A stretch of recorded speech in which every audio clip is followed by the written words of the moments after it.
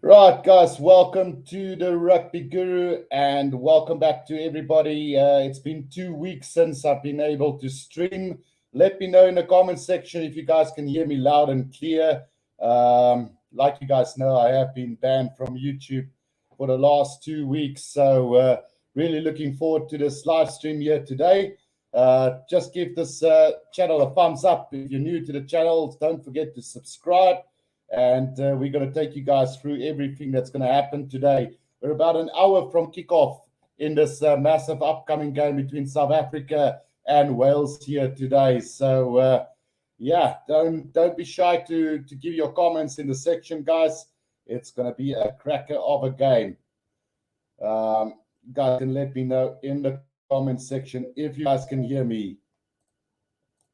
Right, we're just going through the setup real quickly here as we're getting ready for this live stream here today. And looking forward to this one, especially because it's the first test of the Springboks this season.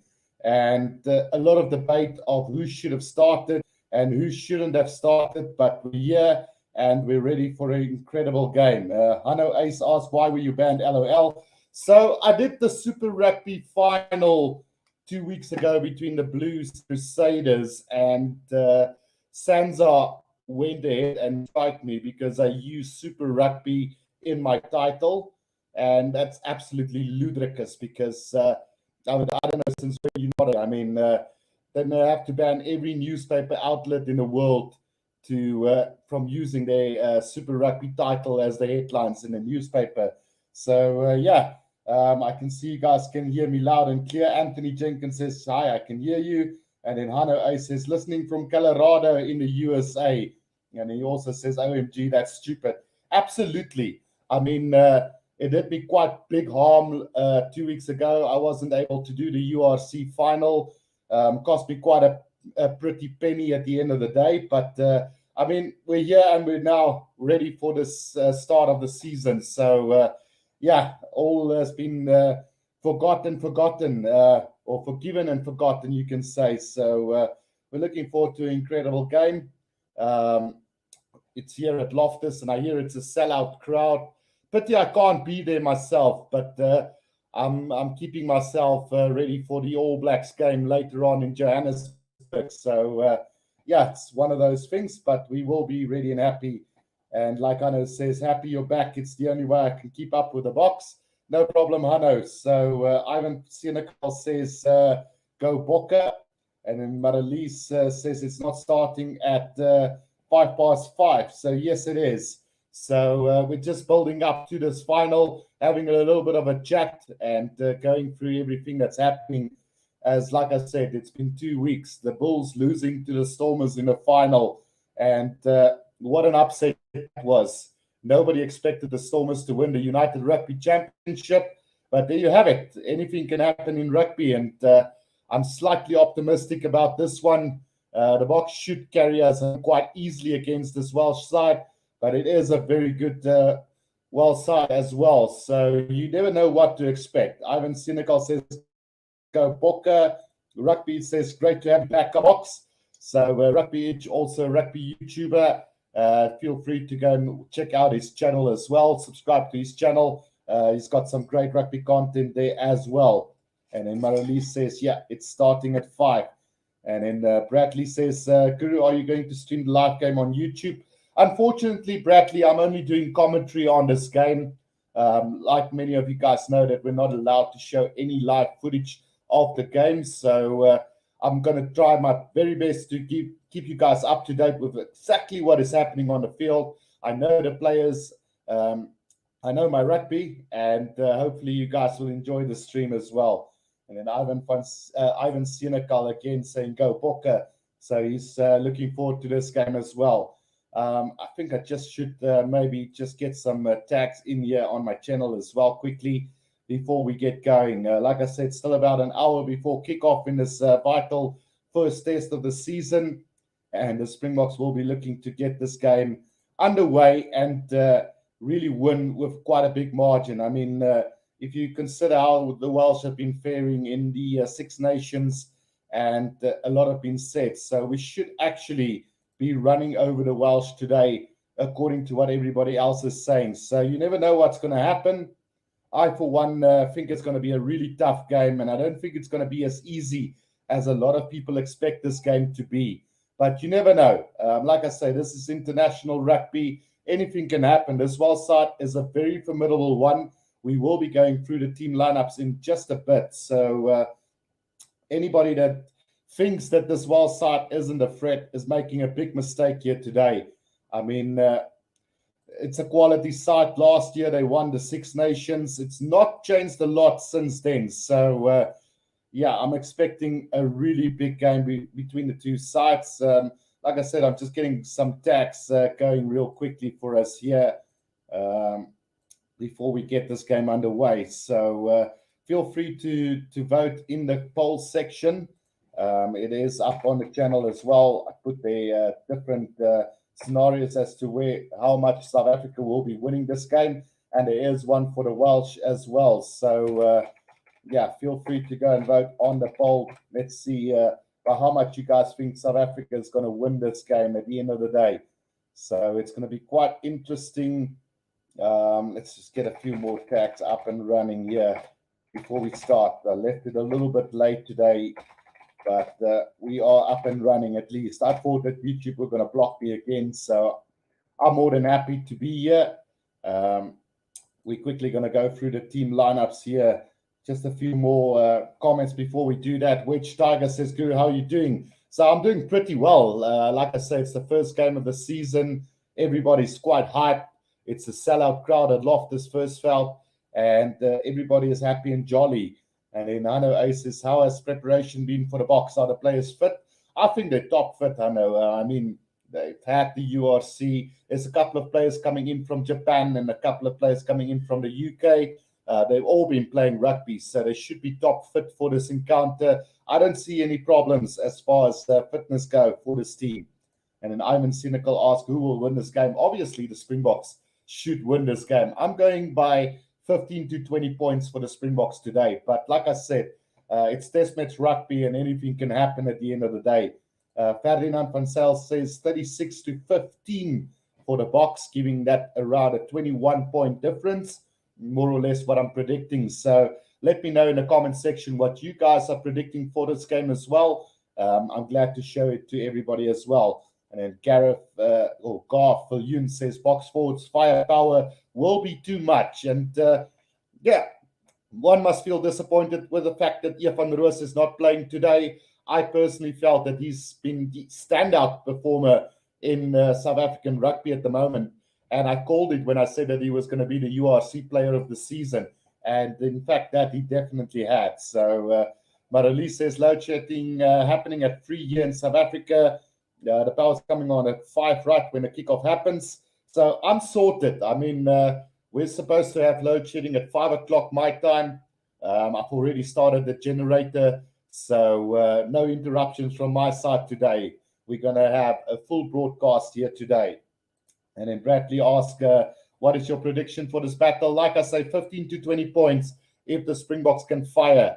If not, it's going to be a hard day at the office. But I do feel that home advantage and this massive crowd here today will pull the Springboks through.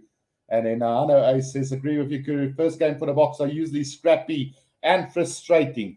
So I think for the first time in a couple of years now, I don't think we've got that excuse of players not gelling together. The same type of squad has been selected. They've been around for a while, and they've had camps already. So they should just be firing from minute 1 to minute 80 throughout this game. But you never know. Like I say, they haven't played together since last year, but they've been together at alignment camps and everything, and they've been playing together at the URC. So I don't think it's going to be making so much of a difference. And then I don't have one, Bradley, but I've got something else. But I don't know if I'm allowed to say it on screen, so I'll just leave it at that. And then Bradley also said, so disappointed that Roos is not even on the bench. So happiness for Elrich Low and Salman Murat at the end of the day.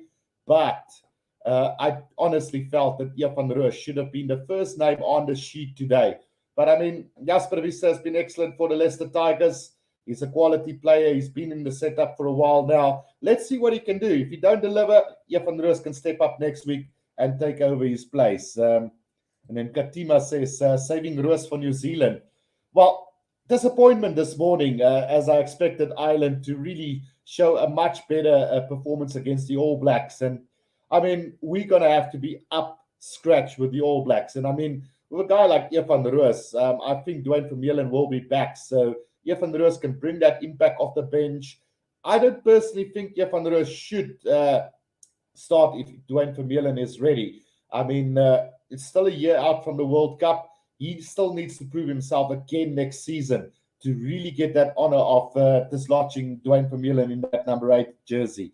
And then Ivan says, who will win this game, Guru? It's going to be absolutely the Springboks today by 15 to 20 points.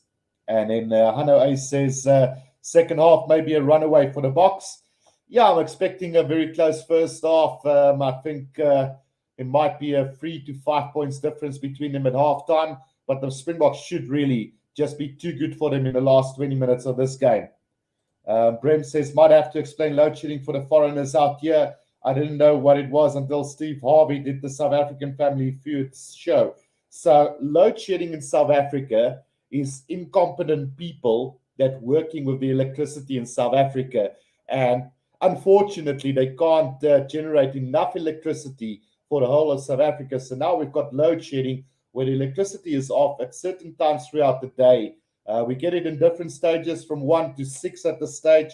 If it's off load shedding 1 and 2, it's normally off just once or twice in a day. But when you move up to stage 6, you could be off about 3 times a day, equaling up to about 6 hours a day without electricity. So I hope I explained that in detail for you, Bren. And then Bradley says, enjoy what confidential drink, Guru. And then Marlies, did you hear about the Wallabies? People arm broke. I'm not quite sure what happened there. I don't even know who won between Australia and England, to be quite honest with you, because it's been quite a busy day. Let's have a look quickly what that result was. So England and, well, I could actually watch it here at the flash score. So let's have a look quickly what happened in that game. So Australia beat England by 30 points to 28.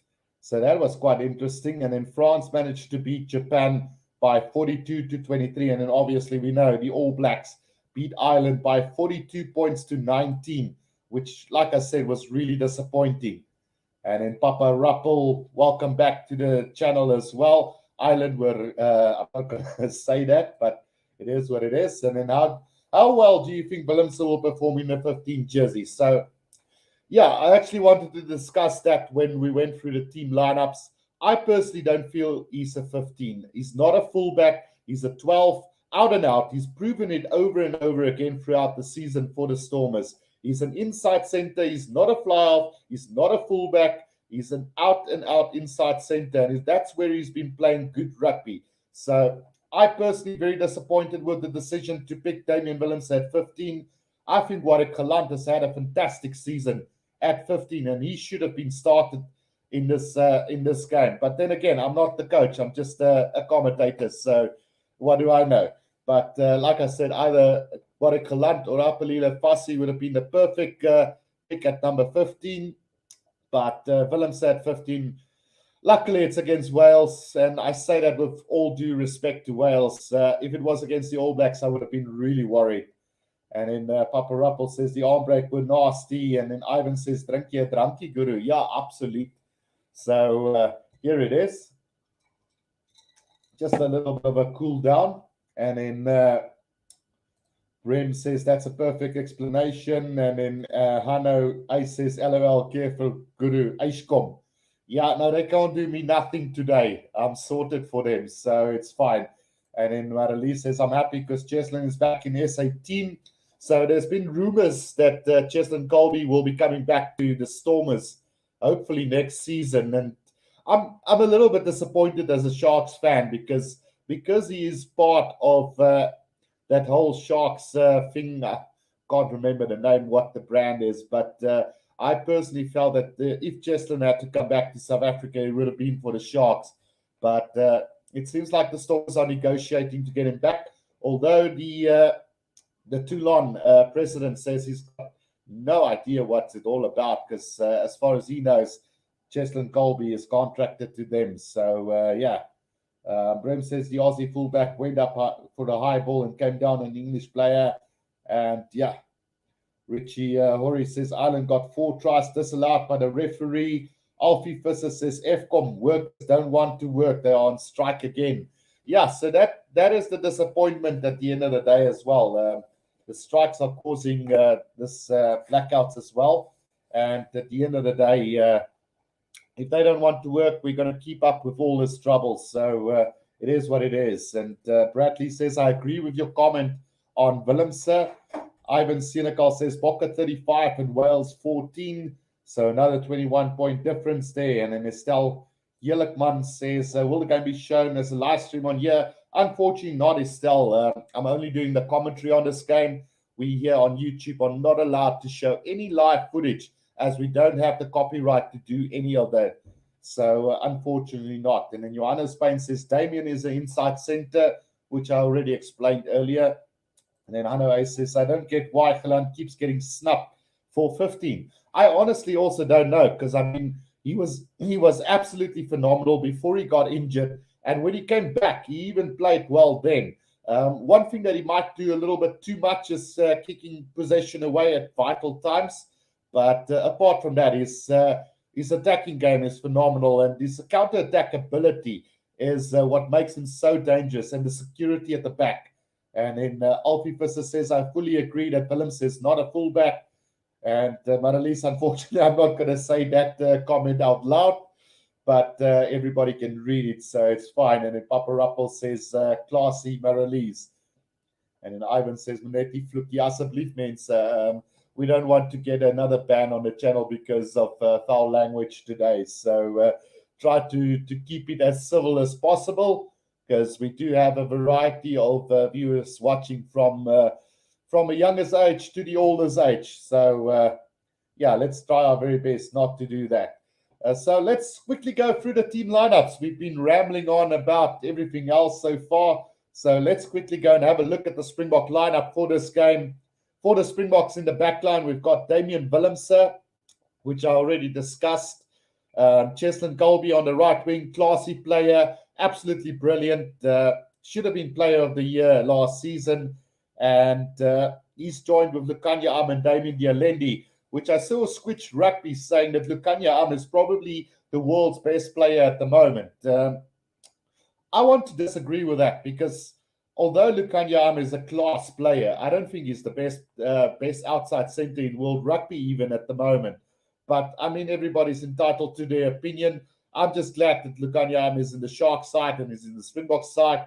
So a very good and quality player. He's got the skills with the backhands. He's got that classy little passes. He's got that little grubber kicks that he puts in behind. So a very classy player. Damien Dialendi, we know what to expect from him today. He's going to bash it up through the middle and try to set the Springboks up through the front foot, which any inside centre is supposed to do. Then Makazole Mapimpi, obviously the try-scoring machine for South Africa, scoring almost in every single game that he plays. So I won't be surprised if he gets 1 or 2, maybe a hat-trick today. Who knows?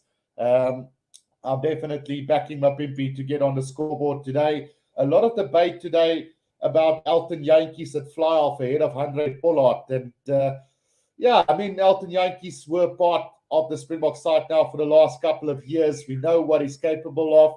And I think it's just giving him that confidence moving into the World Cup. I mean, obviously, Andre Pollard will be our first choice fly-off come the World Cup. But it will never hurt to have a decent backup at number 10. I mean, you've got the likes of Elton Yankees as backup. There's Johan Goosen, who's still to come back from injury. And then we've got the youngsters in Manny Libbok, as well as Puta Chamberlain still coming through for South Africa. But I don't think personally anybody's going to lift Andre Pollard out of that first choice number 10 spot. While Elton Yankees will definitely be the second choice at all stakes. So good to see him back in that number 10 jersey. Let's see what he's capable of. I think he is the more attacking fly-off of the two anyway. So I'm expecting South Africa to try and play that sort of game today. And then Faf de Klerk, obviously, for me, one of the world-class scrum halves around at the moment. It's going to be interesting to see what game plan the Springboks decides to do, because we've seen in the past how good Faf de Klerk is with a high kick over the top. Will he be able to be a little bit more expansive? Will he be allowed to run around the fringes? Will he be able to set the backline alight? Or will it be an up and under chase throughout this whole game again, like we saw in the 2019 semi-final between the two sides, when it was basically a kicking battle at the end of the day? So it's going to be interesting to see how it's going to go. I think personally, because we're playing at Loftus Versfeld and it's a dry and sunny weather there in Loftus, I expect the Springboks to play a running rugby game, and that is where Faf de Klerk will be the most dangerous today. But we'll see. We'll have to wait and see what the game plan is. We're quickly going to go through a few more comment sections before we go to the forwards. Lakai asked what time is the match start to kick, at 5 o'clock. So it's in about 40 minutes from now. And then Bradley says, will we see a 55-60 penalty from Yankees? Which is very possible because it is at altitude. So the ball does travel quite a lot further at Loftus anyway, if you compare it to Cape Town. So it could easily be there. As like Bradley says, altitude matters. And then Mimania says, Rugby Guru, welcome back. No problem, Mimania.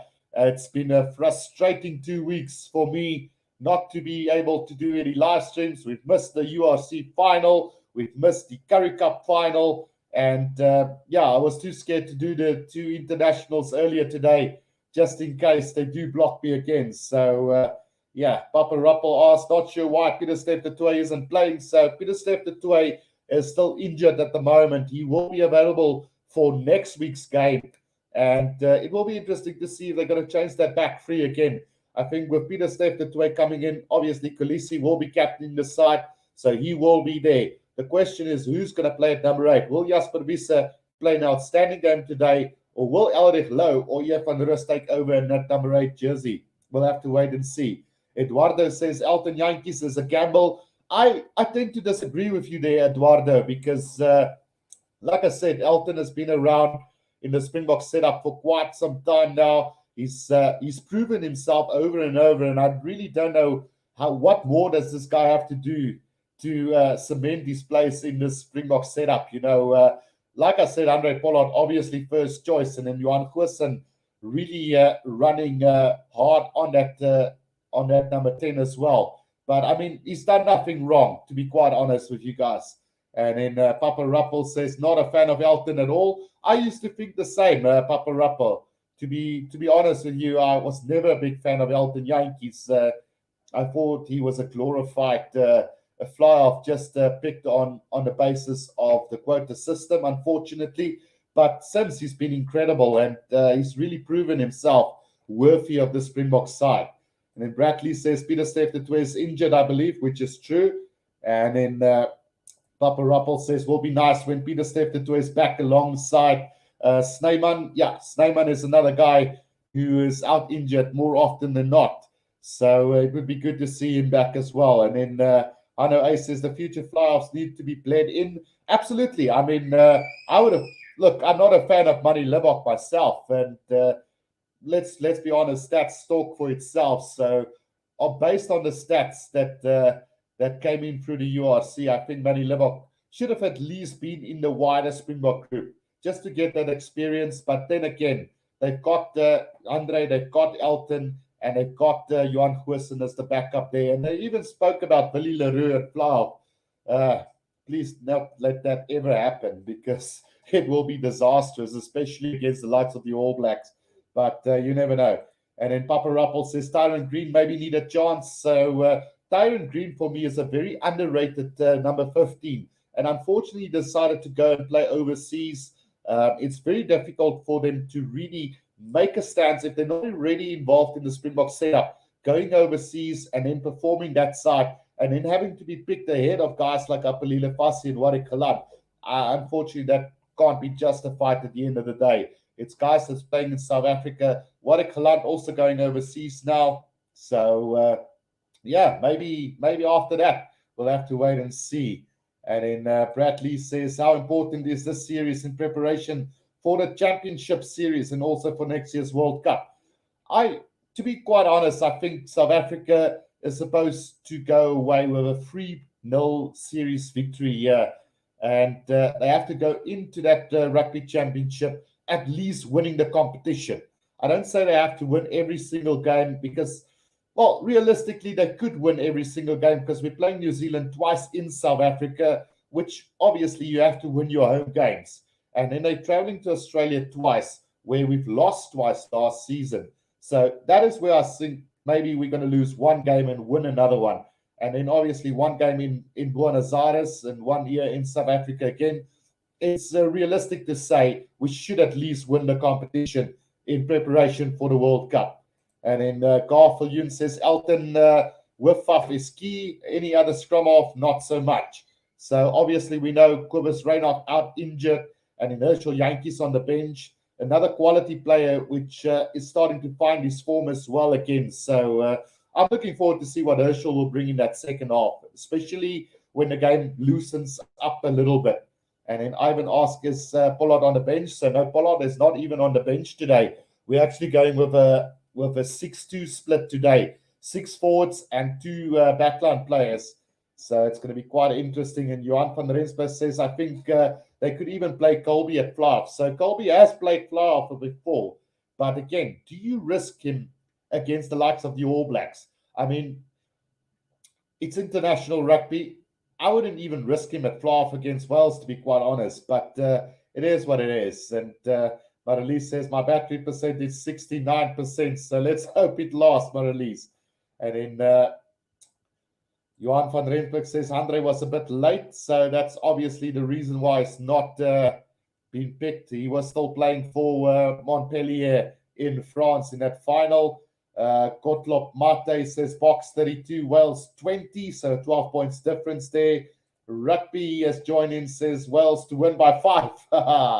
Obviously the Welsh will go for that win. So Andrew, good luck with that one. But yeah, let's hope Wales show up for this game. It will be incredible if Wales do manage to get this upset today. Walker DLLD says potential upsets.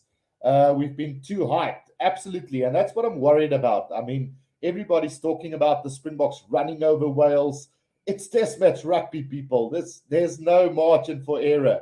I mean, just a bad start to this game could possibly put South Africa out of this game. So we don't want to see that happening.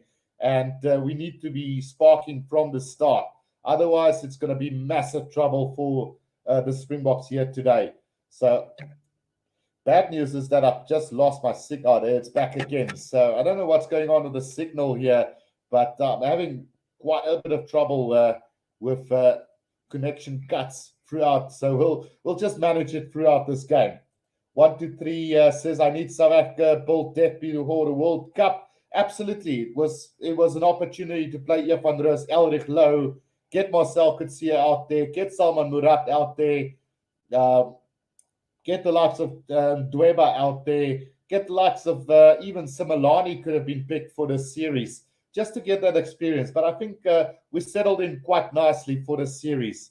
And I think the Springbok selectors do have a vision going forward. And I think they're pretty much settled on their squad for the World Cup as well. And Alex says, with the current squad, are we going to beat the All Blacks or club the All Blacks?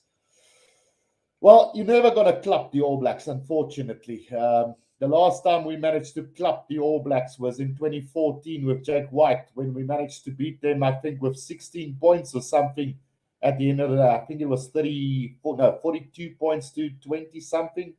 So that was unfortunately last time we clubbed the All Blacks. But we can definitely beat the All Blacks. It's twice here in South Africa, one in Mbombela and one in Johannesburg. If we're going to lose one, I'm backing the Boks to at least win the Joburg one.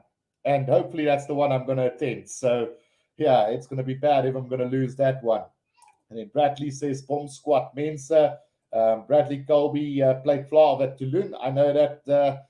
So, although he's been good, but he's not been that great at fly-off. He's an out-and-out fullback winger. and that's where I think they should prefer to play him as well. Same with Willie. A lot of people are writing Willie Leroux off. I still think he's vital to the South African cause at fullback, but definitely not at fly half. And then Francois Engelbrecht says, "Good day, Guru. How are you?" "I'm doing great, Francois. Thanks. How about yourself?" And then Kali says, "Some strange team selection, especially since some of the guys joined the camp late, but Willem's the only positive selection for me." So I know Kali joined in a little bit late, and I think you wouldn't have agreed with my opinion on Willems at 15. I would have definitely played him either at 12. So, but it is what it is. So, the messages are still streaming in. Papa Ruppel says, I way prefer Reynard to Herschel, which I agree. I think Quivers Reynard definitely our second best scrum half at the moment. But we all have to keep in mind that the team selection is not based on form alone. There's a lot of factors. There's team cohesion. There's government pressure. There's I already said cohesion, government pressure. And then there's also the fact that the balance of the squad needs to be perfect. I mean, I think that's why Eer van Roos has not been selected for today's game. I think Nienaber hit the hammer or the nail on the hammer or the hammer on the nail a little bit earlier this week by saying that he thinks this is the most balanced Springbok side that he could have selected. And let's give him the benefit of the doubt. I mean, how much worse would it have been off to have selected Eer van Roos ahead of Jasper Wiese today? I don't know, but they know better than me again. And then who is on the bench for fly half? Ivan asked. We'll go through that in a little bit. And then Martin says, any free sites I can watch the game live. Unfortunately, I don't have any links for that.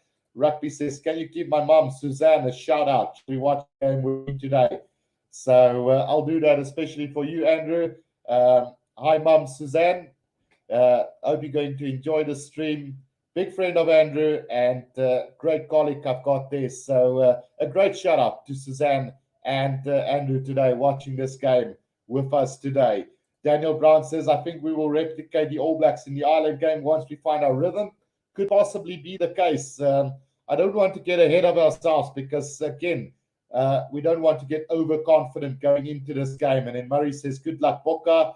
Mamania says, All Blacks are in the same boat. Murray Scott says, look forward to you in the match with you. And then Psycho Vibe says, I think Mostert is starting because he has high fitness, not because of the skill. So I'm not quite sure what they're planning on doing with Mostert. I mean, Mostert for me is an out-and-out lock.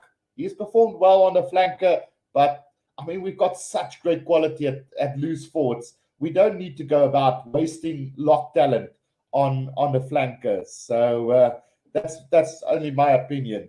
Then Balwa says, confident today? Absolutely. And then Daryl says, a Hussen and Yankees as half pair would be something good to see. Don't you agree?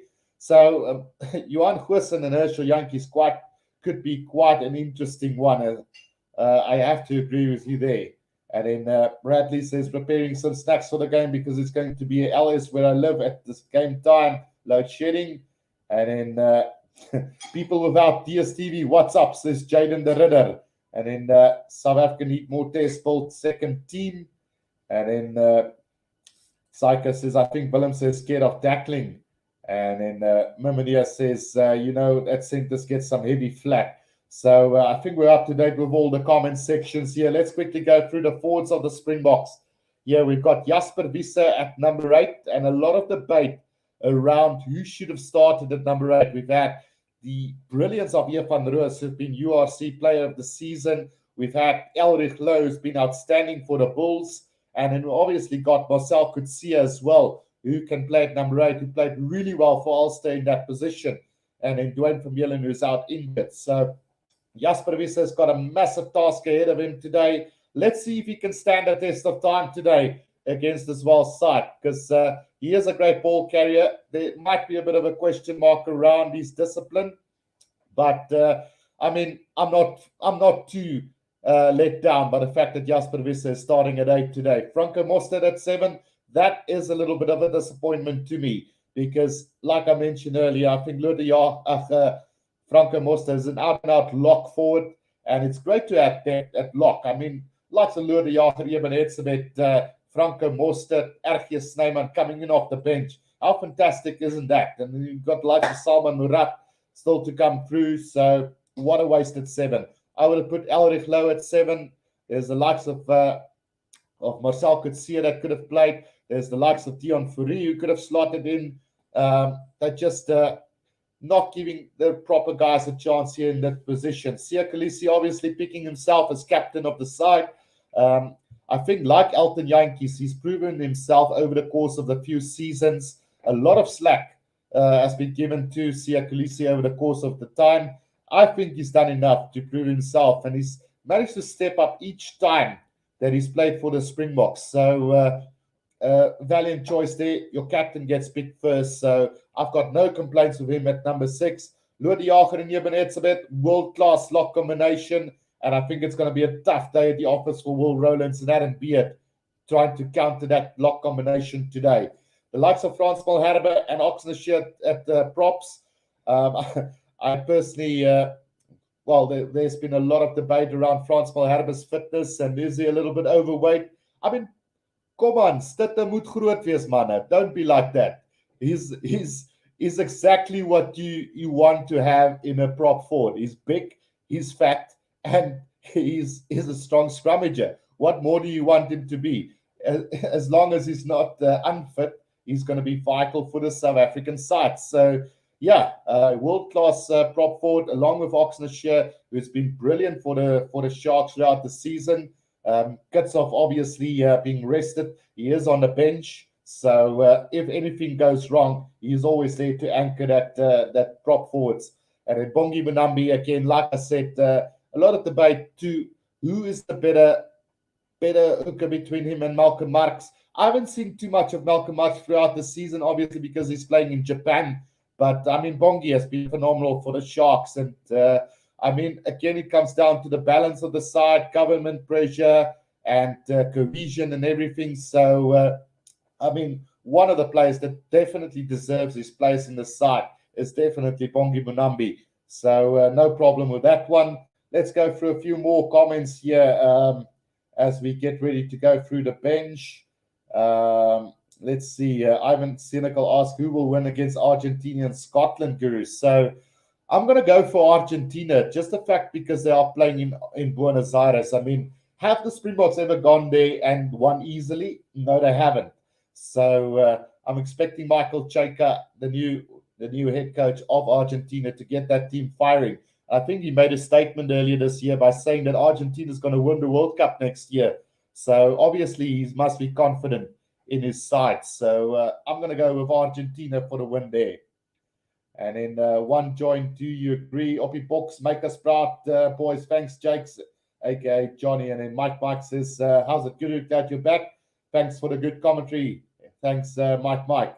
And then also Mike says, glad you're back. Thanks for good commentary. Mogo Mat says, opgewonde, dankie vir die kommentaar later. No problem.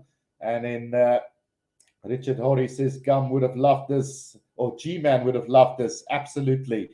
And then Hanno A says, Johannesburg has not been good to the Boks versus All Blacks Mbombela, my hometown, for the win. Come on, Hanno, don't be like that, man. And then Daniel Brown says, press the like button. Awesome commentary, Guru. Thanks, Daniel. So for everybody watching, which is new, don't forget to press that like button and subscribe to the Rugby Guru. We are chasing to get to the 10,000 mark before the end of this international season. And then Johan van Zyl says, rest in peace, Phil Bennett. Saw you at Loftus as part of that brilliant 74 Lions. Thank you for the entertainment. Pain at the time. Peace to your family. Yeah, Phil Bennett was probably the best. Was he a flyer or a fullback? I think he was a flyer for Wales. So he was one of the best products of Welsh rugby in the past. I unfortunately never got to watch him, but I heard he was an absolutely brilliant player. And then Anna-Marie Smith says, good luck, Bokke. We behind you. Shout out. Love Johannes Smith. And then Sykas says, Malherbe is good at stealing in the ruck, a prop with skills. And then Buffalo asks, kickoff will be in about 20 minutes from now. And then Dirk Olivier says, die Bokke gaan dit verseker doen vandag. And then Jan says, probably already asked, but what's your prediction for this game? So no problem, Jan. I'm going to go with the Boks with a 15 to 20 point victory today. But if we do perhaps manage to misfire in this first test, we could get to a very close game between 3 and 5 points. So let's hope it's the first choice that I made, and we see the Boks run away with this game with the last 20 minutes of the game. If we quickly have a look at the bench for South Africa today, we've got Malcolm Mark, Stephen Kitshoff, Vincent Kok, Salman Murat, Elrich Louw, Kwagga Smith, Herschel Jantjies, and Willie Leroux. So if you look at this, Malcolm Mark's quality player, like I said, there might be a debate as to who's the better hooker between Bonambi and Marks. I think Malcolm Marks is a fantastic impact player. So regardless, whether you start him or Bonambi, you'll have the same kind of result. And then Stephen Kitshoff, probably the best loose head prop in world rugby at the moment. Vincent Kok, I see he's going to take up a coaching role at his club as well now. So he's definitely up there with some of the best prop forwards in world rugby as well. Salman Murat making his test debut today, the lock forward of the Stormers. Probably should have played a couple of tests already, but due to injury, he will get his chance today, which I'm delighted to see. That Elrich Louw getting his nod as well. Definitely the future of South African rugby. He can slot in at 8 or 7. So a phenomenal player to have. And then Kwagga Smith, a phenomenal player, great ball stealer. Hy's die Kwagga man, kom ons wees eerlik hierso. So Kwagga Smith can slot in on the wing as well. There's been talk throughout the week that he might be even a utility backline player for the Springboks today.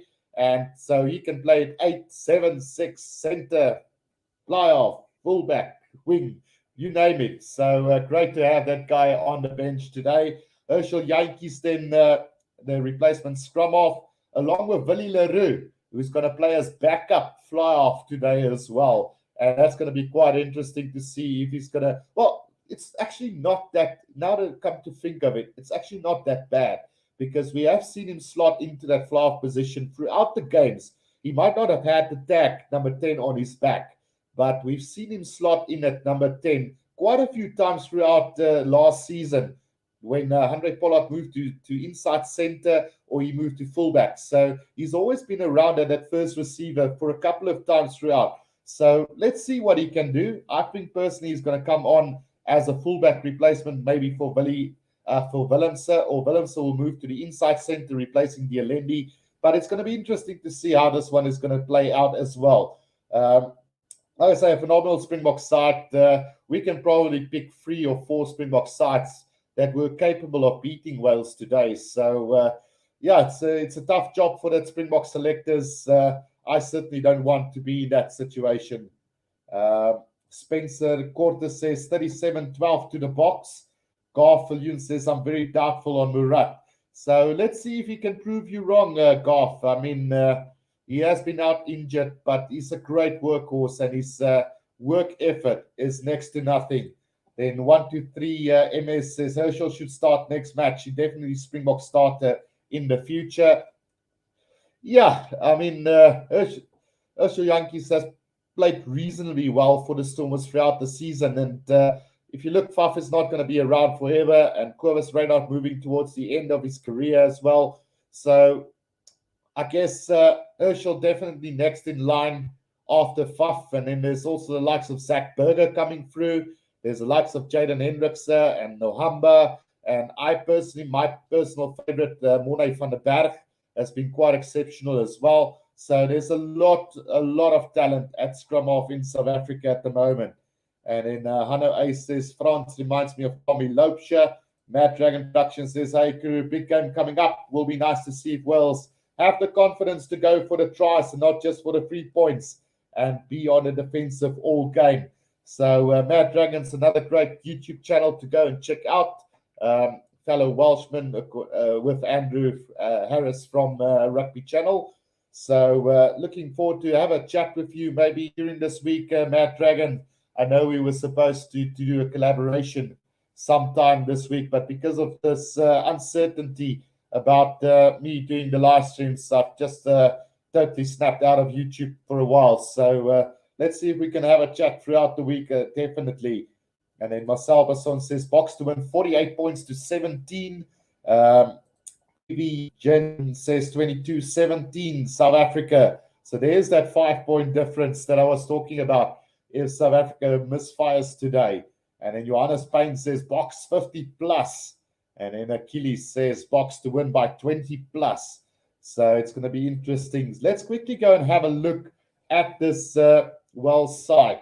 So we've got the backline: Liam Williams, Lewis Rees-Zammit, George North, Nick Tompkins, Josh Adams, Dan Biggar, and Kieran Hardy.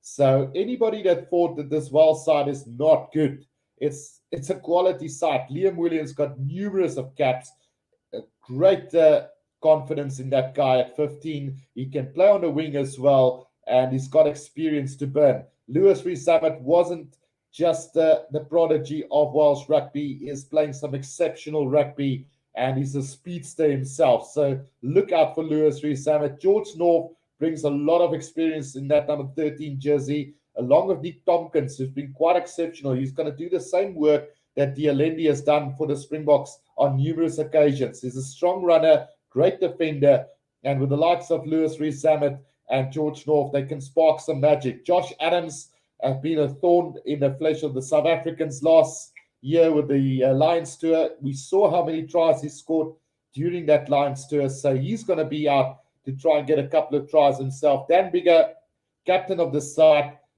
great fly-off, probably one of the best out there, and with more great experience, could lead this backline. Just it's going to take that experience to beat this Boks side, and I know I've been hammering on that experience, but if you look at the likes of Liam Williams, George North, Josh Adams, Dan Biggar, they've all got the experience to beat the South African side. And let's not forget that South Africa has lost almost all their games overseas against Wales in the last 4 tests. We only managed to beat them last year for the first time.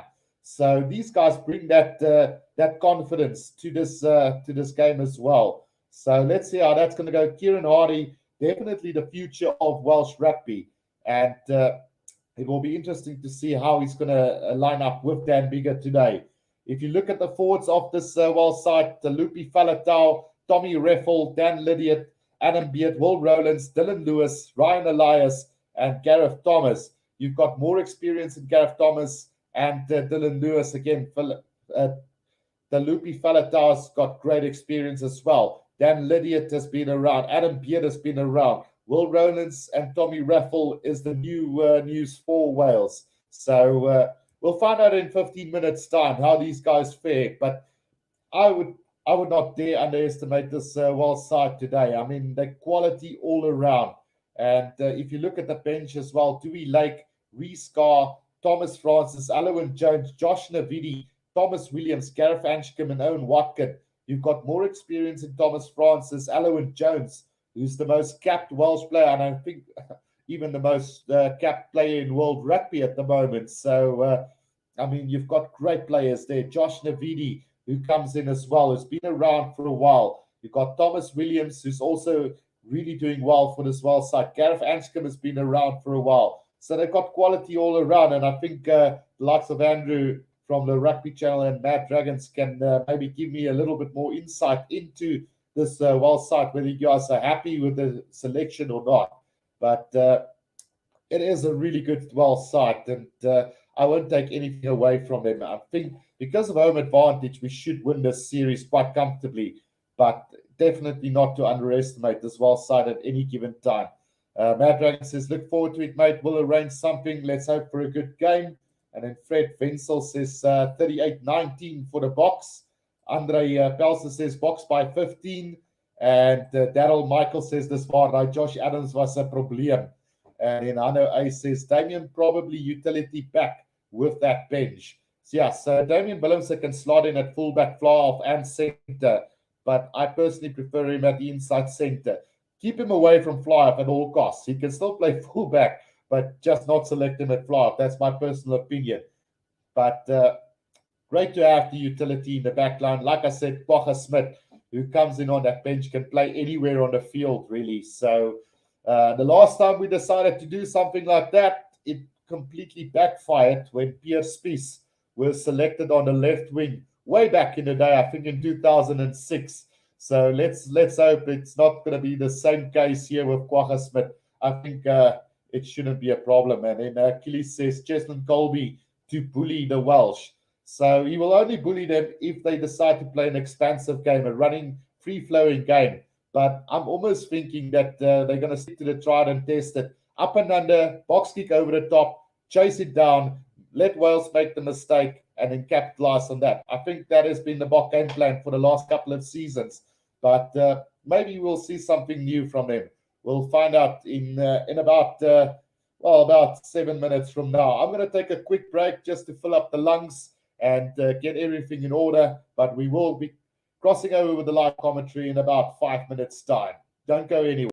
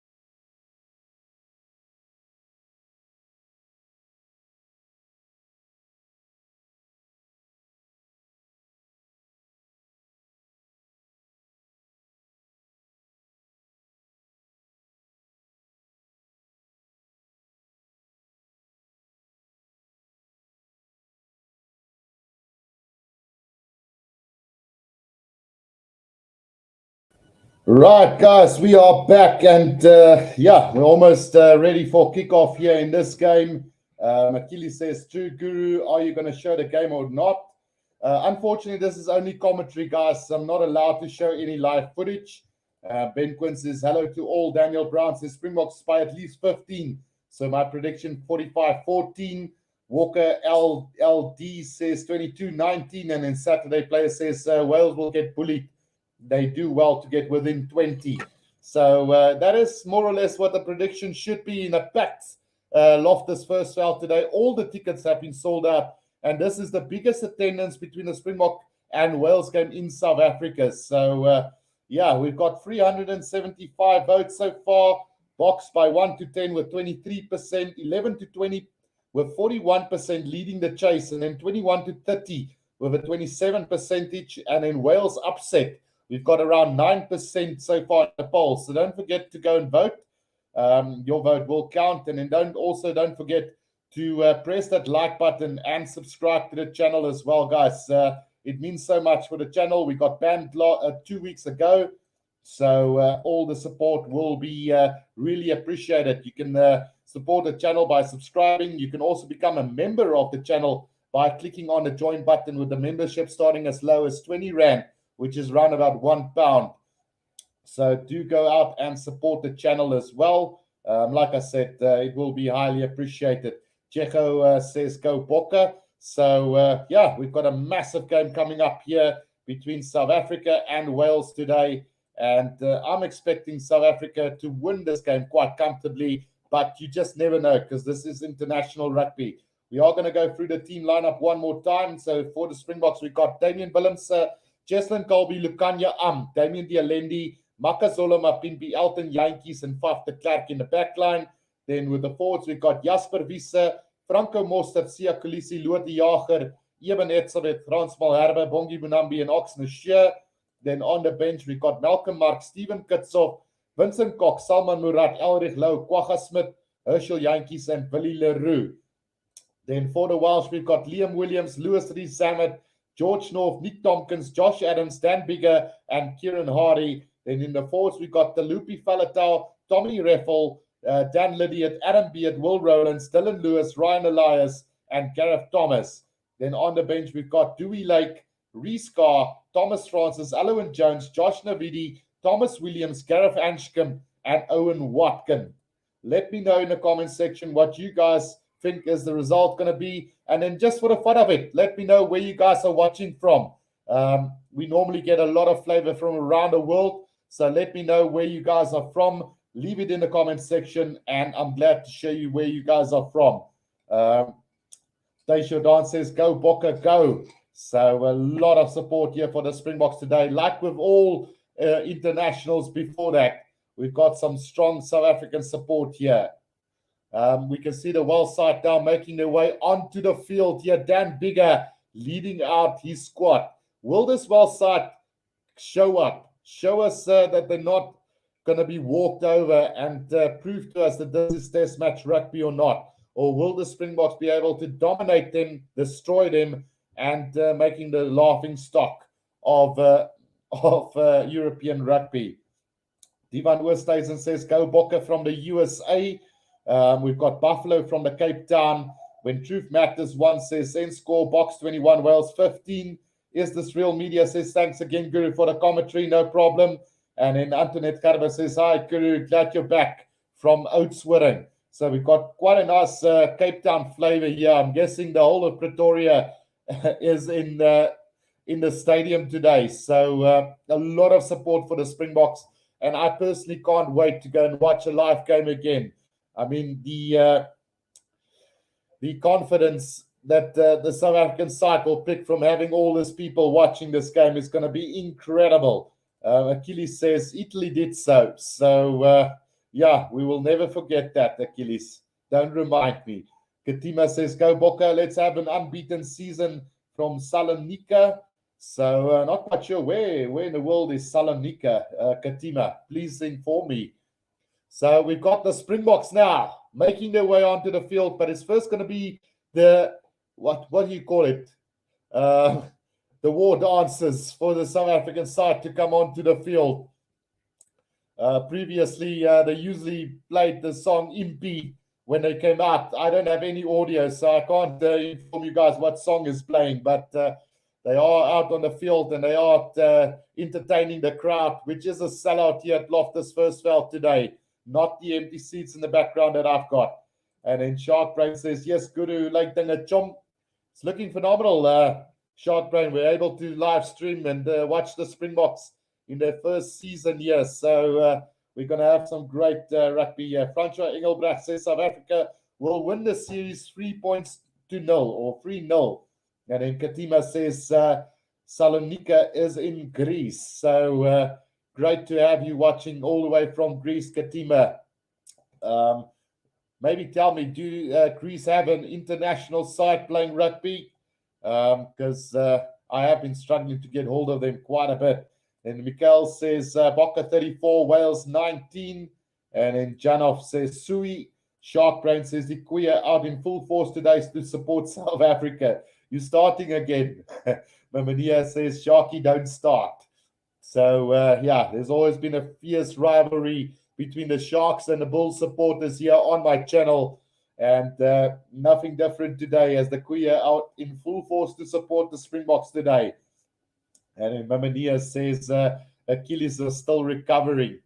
So the referee is from Georgia today. I couldn't quite catch his name there, but a big test for this guy today as he will try to prove himself as a decent referee today as well. We've got a lot of slack from the referees in the past, which not been officiating quite nicely over the course of time. So it will be interesting to see how he handles this game today. But we are just busy with the national anthems now as both teams are on the field and we're getting ready for a massive game. Domenico says, so glad the Rugby Guru is back. I can't tell you how glad I am back. I am to be back here today. I mean, just the goosebumps to do the first international game of the season is quite remarkable. You know, there's nothing bigger than a South African test match. Doesn't matter if they're playing Georgia or Wales or New Zealand or Australia. It's just the Springboks that matters. Donnie Jacob says Springboks by 38. And then Achilles says, I'm good. The URC was won by South Africa. I'm not a sore loser. And then Hano Ace says, sing for ons, Guru. You don't want your screen to break. Come on, Hano. Because it's going to get awful if I have to sing the national anthem today. Although I know every single word of it. Nkosi Sikelele, the stem, and the English version, I all know 100%. So maybe I'll do that. If South Africa can beat the All Blacks on 2 occasions this year, on both occasions, I'll do a video where I sing the national anthem for you guys. And then let's just have a look here. Johannes Spain says, Shark Brain, you put your money on Wales. Papa Ruppel says, I remember you saying Stormers were never going to win. And then Starplay says, Boca all the way. And then Shark Brain says, I actually went plus 24 on Wales because you don't make money if you bet on the box. Phew, plus 24 on the box, against the box. Look, if things are going to go bad for Wales today, they're going to lose by more than 24 points. So I would particularly say that was a good bet, Shark Brain. And then Domenico says, Rugby Guru is the best live rugby commentator on YouTube. Thanks, Domenico. Really appreciate that one. And then Achilles says, yes, Sharkies. En onthou Bulls was in die final, Sharks het eers die quarters gemaakie. Oh, I'll take that one on the chin just for the sake of the Sharks. But watch us next season. We just need a decent coach. Which Tiger says, go Boca. And Conrad Rousseau says, go Boca. So let's see how this one is going to turn out, guys. So the national anthems are done for it. And we are getting ready for this massive battle between the two sides. In fact, the national anthems are not done yet. So we're busy with the South African national anthem. And you can just see the passion. You can even hear my daughter in the background screaming for the national anthem. And then Wayne Bryce Borthwick says, you are the best. Thank you, Wayne. Really appreciate that one. And then Achilles says, haha, Guru Mayo Shark Bell. So looking forward to this game and can't wait for the start of it. So load shedding about to start my side, but we are sorted. We've got the generator up and running. So load shedding not gonna have anything on me. Let's put it that way. Well, in fact, I'm not sure if it starts at 5 or 6, but either way, it doesn't matter. Right, so we're almost ready for this first test of this season. And Shark Brain says, I just think this game will be will be really, I just got that feeling. And then Conrad says, Bokke moet wen. Hanno A says, did the exit of the Priya family have a big impact on the Sharks' performance? So, Hanno, to be quite honest with you, I don't think that the Priya family was the right choice for the Sharks as well. I mean, Robert de Priya as coach was okay. We won the Currie Cup, but we never got going in Super Rugby. And I mean, there was a lot of infighting between the players. There was a lot of question marks around whether or whether his sons were picked on base of form or whether they were picked because they're family. But I mean, just the fact that the current coach is just not gelling well with the players. I mean, we've got world-class players, but things are just not working out for us. And Sean Everett, I think, is a below-par international coach at the moment. Gary Bevan says, hello, mate. Come on, Wales boys from Fishguard. And then Sharkbrain says, really close. Sorry, typos. So the national anthems are gone, and we're ready for this game. It's going to be South Africa up against Wales, the Springboks versus the Welsh Dragons. Who are you guys backing? Let me know in the comment section. David Barry says, Guru, happy you're back, bro. Let's go box 3-0 series. Absolutely. So they did say that all the tickets were sold out, but I do see a few spots empty here at Loftus. So I'm not quite sure exactly whether all the tickets were sold out or not. But we are ready for this one, and it's going to be, let's just see who's going to kick this game off. So it's going to be the Springboks to get this game underway here. Sharkbrain says all the South African teams have won so far, including Australia. Oh, the Southern Hemisphere teams, you mean? So yeah, let's hope the Springboks are not the first one to lose. So yeah, it's going to be the Springboks to get this game underway. It's going to be 80 minutes of brilliance. Will it be great stuff from the Springboks, or will it be average or under average? We'll have to wait and see. Let me tell you this Welsh side will not stand back for anything today. So the Boks are playing from left to right on my screen as we get ready for this first international game of the season for the Boks. Let's see what game plan Jock Nienaber and Rassie Erasmus have got out for the Springboks this season. We are the URC champions, South Africa, and we are the World Cup champions, playing against the semi-finalist of the World Cup, as well as a team that's been underperforming in the Six Nations this year. Tension as we wait for this kickoff to start. Here we go. The kickoff from Elton Yankees to the right of the field. It is taken in by Talupi Falatau up over the 22-meter line, about 10 meters from the left-hand touchline here, as Kieran Hardy is waiting for the ball at the back here. Looks like he is going to go with the box kick over the top here for the Wales side, and he does exactly that. The chase coming from Wales. It is collected by Jasper Wiese. He's knocked it back. It's been knocked on by Jasper Wiese. An advantage here to Wales. As they take this through the hands, it's Dan Bigger. He's a little bit in trouble there on the 10-meter line inside Wales territory. Tackled Lydiot by Faf de Klerk there. Right on the 10-meter line. Kieran Hardy again. Nick Tompkins. Out it goes to Josh Adams. He's almost up to the halfway line. 5 meters from the left-hand touchline. Kieran Hardy again. Now gets it out to the big prop forward. Just short of the halfway line here for Wales. Kieran Hardy is waiting for this one to come out. And looks like he's going to go with another box kick over the top here for the Wales side. As a chase coming now from Josh Adams and Talupi Falatau. But it's it's not Willemse who knocks it on. But it's going to be a penalty to the Springboks. Not quite sure what the penalty is for. It might be offside from Talupi Falatau. But a penalty here to the Springboks. Roundabout on the 10-meter line inside their own half. Elton Yankees now to kick this downfield for the Springboks. We've had about a minute and a half in this one. As Elton Yankees is going to find touch roundabout on the 10-meter line inside Wales territory. Sharkbrain says, if the Boks lose at home today, you won't see Nienaber again.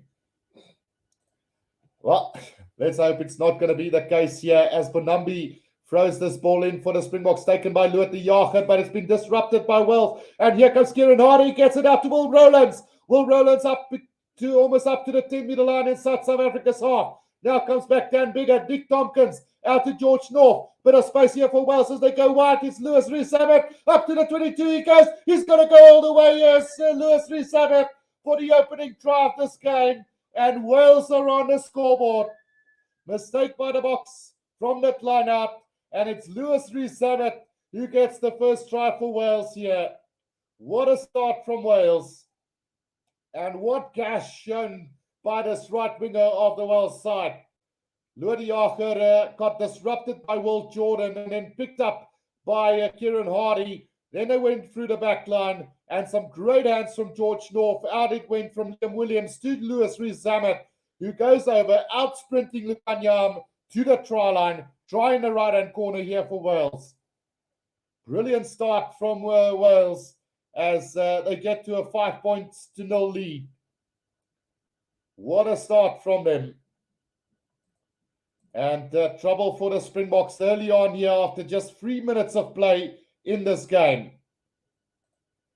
South Africa needs to step this one up. Sharkbrain says, here we go, Wales. Bradley says, Guru, you should be a super sport commentator. Thanks, Bradley. So the conversion from Dan Bigger is going to go to the right of the post. So the scoreboard is going to stay 5-0 here. And Wales with a dream start after just 3.5 minutes in this game. Not what the Springboks would have wanted. And the Springboks exposed through the back line early on in this game. 5-0 after just 4 minutes of play. Elton Yankees with a restart then goes quite deep, taken by Faletau as he's tackled by Cheslin Colby and Franco Mostert just inside the 22 of Wales. Kieran Hardy now waiting for this one. He's already had 2 box kicks. It looks like he's going to go with the third one now as he kicks that straight down the middle of the field. Now it's Damien Willemse in possession now for the Springboks. Up to halfway he goes. It tries to step past one up to the 10-meter line, now brought down. About 10 meters from the right-hand touchline, taken up by Jasper Visser. Visser takes it up to the 10-meter line. Now off the cat looking to get it up. Elton Yankees goes high up into the air. Chase coming from Apimpi. Apimpi chasing after this, but it's beautifully taken by Liam Williams just outside the 22. As Wales set up the ruck here, just outside the 22, about 10 meters out from the right-hand touchline. Now it's taken up beautifully there by their forwards. It's Gareth Thomas who takes it up for them. About 5 meters outside of the 22, Kieran Hardy again goes with the box kick over the top. So Wales game plan, chip kick and go. Taken again by Elton Yankees just inside the Springboks half now off the cat. Bit of space on the left-hand side here for Lukanyam. But he's into touch and it's going to be a line out to Wales. About 5 meters inside the half of the Springboks. 5 minutes gone and yeah, what can I say? It's been Wales on the attack. And the Springboks been exposed here, not playing together for a while. Poor pass really from Faf de Klerk to Lukanyam there. And he's just unable to get that pass back inside. So line out here to Wales as it's going to be thrown in here by Ryan Elias. Now gets it out. Here they come. Dan Bigger with a cross kick.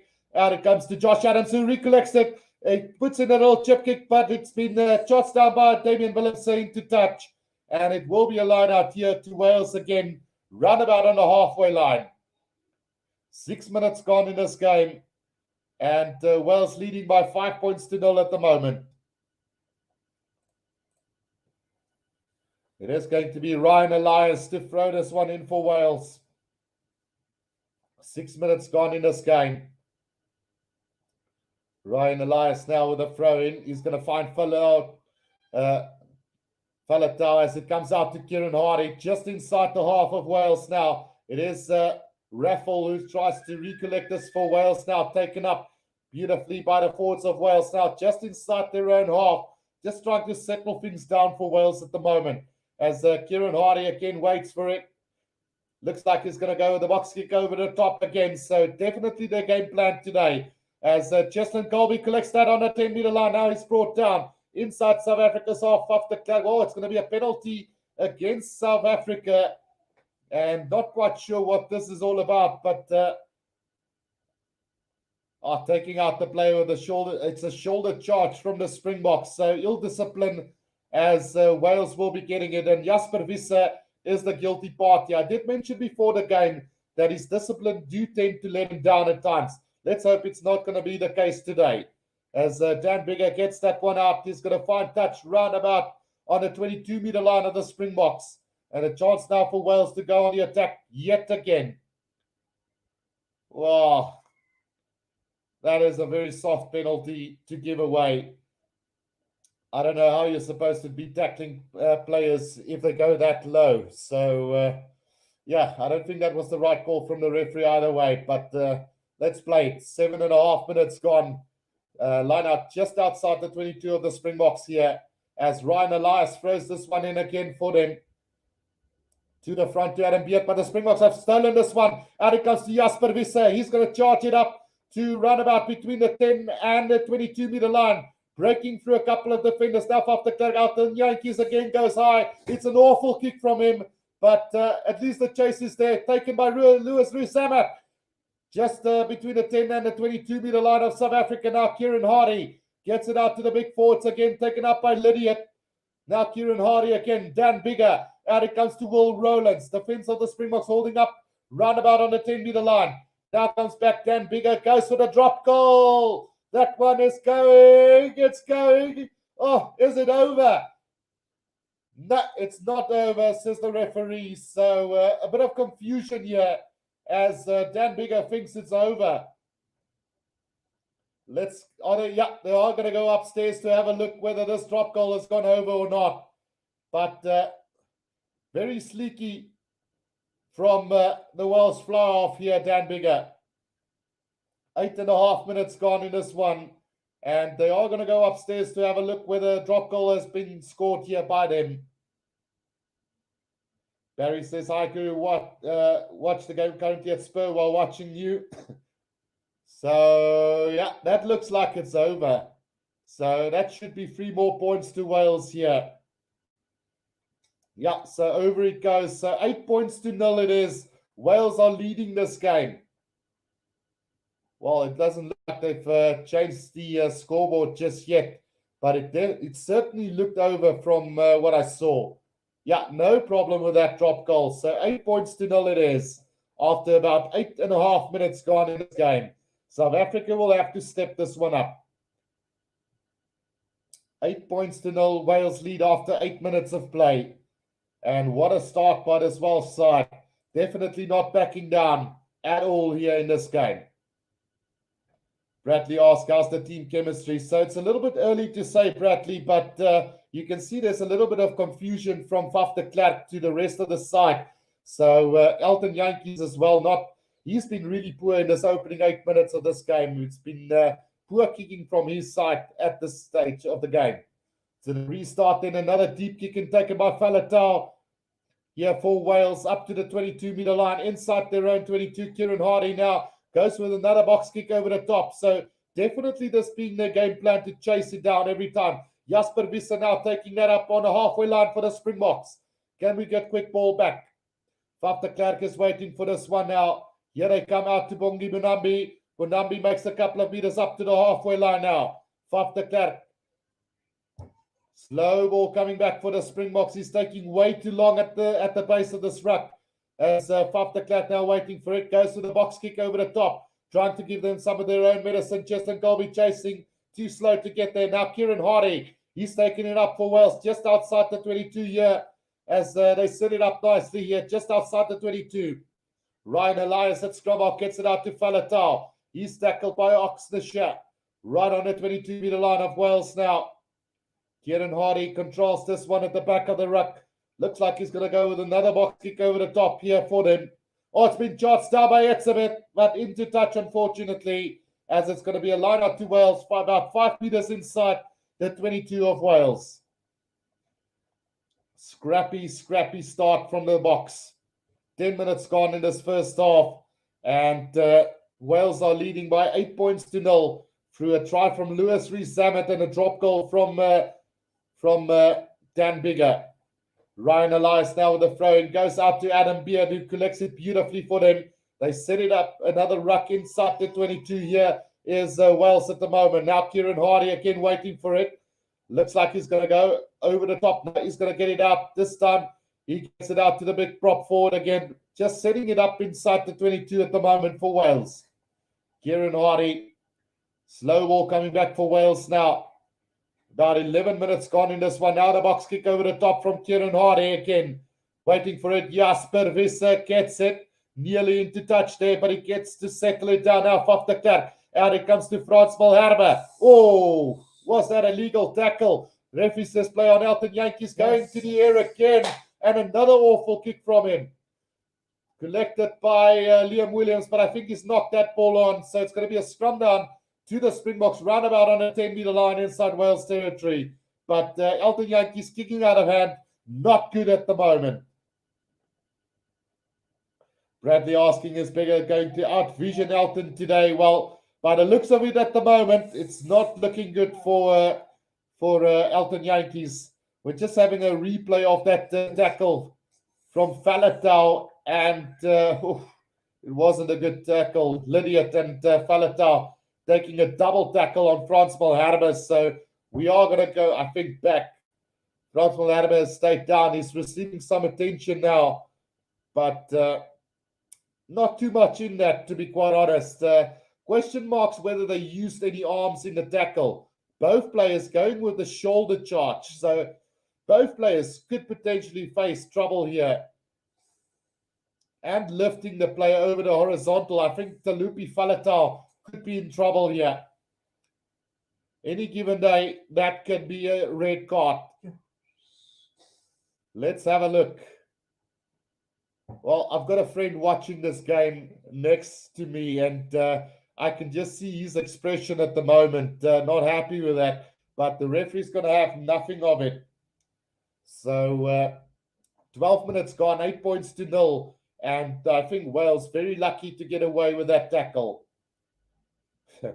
OWR Solar says replace Elton by Morna immediately. And then Eric Conradi says go Wales. Shark Brand says I never thought I would say this, but Willie must replace Yankees. Well, we'll have to wait and see what happens. So Faf the Cat now with the scrum feed here. The first scrum of the game really for South Africa on the 10-meter line. Here they come. Penalty advantage. And here comes the first penalty of the game for South Africa at scrum time as they win a penalty from that scrum. And I think that's one area where we might just dominate this Wales side today. Frans Malherbe hitting back with a massive scrum there. So penalty on the 10-meter line here, about 7 meters out from the left-hand touch line here. And what will South Africa do? They're going to have a shot at goal. Is that the right decision? So going for goal here after 12 and a half minutes of play. A chance for Elton Yankees to put the first points on the board for the Springboks. Yeah, Hanoi says penalty against Visa and a tackle okay on France. Yeah, double standards there, I would say, Hanoi. But then again, the officials have not been great throughout the season. So Elton Yankees now with a penalty kick from around 5 meters out from the left-hand touch line, roundabout on the 10-meter line inside South Africa's half, inside Wales half, sorry. So let's see if they're going to be able to get this one. Elton just throwing possession away with those terrible high kicks at the moment. And definitely something that South Africa will have to look at throughout this game. Clearly it is a tactic, but it's not been executed at the moment. Really poor from Yankees. Bradley says they should have gone for the line and pick up some confidence and strong momentum. Papa Ruppel says Elton will miss this one. Don't be like that, Papa Ruppel. Right, so Wales leading by 8 points to 0 at the moment. Let's see what he does with this one. It is a difficult kick coming up for Elton Yankees here. There's excess box not dominating this half. So 14 minutes gone, and it's not been the best start. That kick from Yankees hits the upright, and again against the post. So now there's trouble here for Wales. But Will Rowlands have managed to secure that ball about 10 meters out from the try line. Now Kieran Hardy gets it out to Dan Biggar. who puts it on the boot, and he's going to find touch roundabout on the 10-meter line inside Wales territory. So that kick from Elton Jantjies hitting the upright, then up against the post, and then a good clearance from the Welsh fly-off, Dan Bigger. Cedric Breinkie says Wales out for revenge after the World Cup 2019 exit. And then Conrad Rousseau taking points is a must-take. And then Bradley says, Willem said fly-off and Billy on fullback. Send Elton Jantjies back to Japan. Well, it's still early days, guys. Let's give Jantjies the benefit of the doubt. But it's not been going well for him so far. So just a water break at the moment, it seems, here for South Africa, as we will have a lineup roundabout on the 10-meter line here inside Wales territory. So 51,762 people at Loftus Versfeld today. Baron van Rixel says, hello Guru, hoe gaan dit? Dit gaan goed, dankie Burn. And then why is Jantjies even the squat? Crazy, says Andre Duvenacher. Yeah, Shark Brand says, give Jantjies a few minutes to get into the game.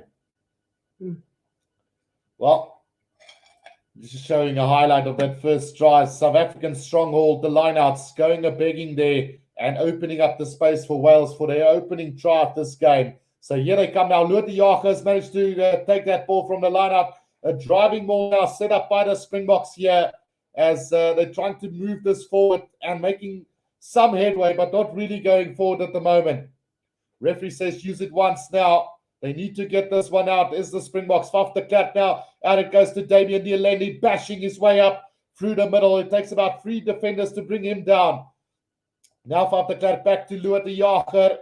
Just setting it up nicely for the Springboks in the middle of the field here. Eben Etzebeth. He's double tackled again. So Wales need to be careful not to run out of defenders here. Slow ball coming back for the Springboks though.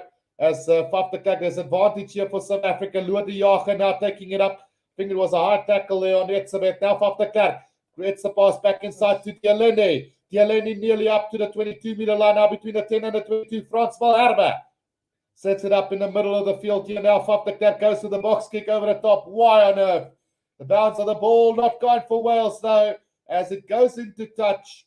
Run about 10 meters out, but we are going to come back for the penalty to the Springboks. Why would you kick away position with a penalty advantage inside the 22? Not good gameplay from the Springboks at the moment. Sharkbrain says, just imagine if Willie saves the game for the Boks today from the bench. Yeah, we've been giving Willie Leroux a lot of slack as Elton Jantjies is going to go for goal again here. Roundabout just outside the 22. So a chance now for Elton Jantjies to put the first points on the board for the Springboks. It's round about 30 meters out, right in the middle of the field. The scientist says, why does Elton Jantjies choke in test matches? Yeah, I don't know, man. It's a difficult subject to bring up, but let's see whether he can step up and do better. He gets the kick and, it nearly looked missed, but he's got it. So 3 points for the Springboks, 8 points for Wales. And we've got about 17 minutes gone in this game. South Africa getting their first test points of the season through an Elton Jantjies penalty. Akili says, because Elton isn't international material. He's a good Currie Cup or Super Rugby or URC player. Right, so Dan Bigger will restart this game then for Wales now. 17 minutes gone in this first half, and it's 8 points to 3, Wales leading this game.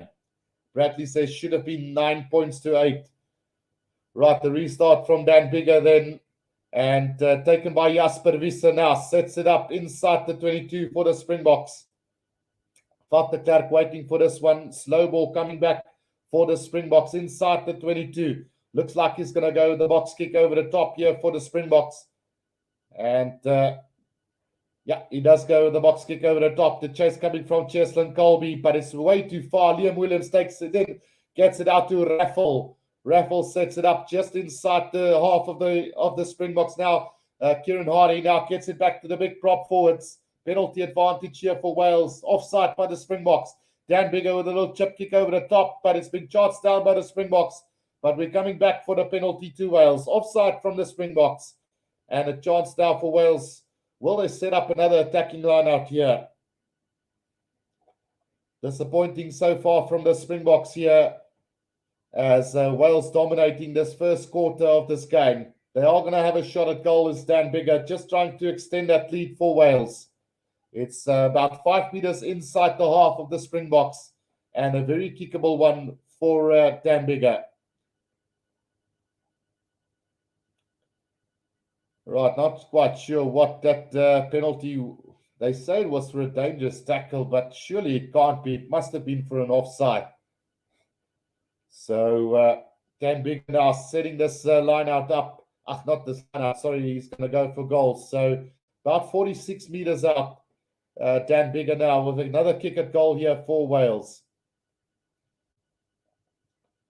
And that's sweetly struck from Dan Bigger as he takes Wales into an 11 points to 3 lead here after roughly about 19 minutes gone in this one.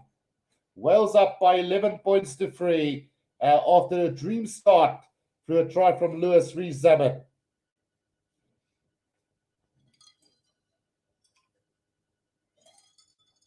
11 points to 3 it is.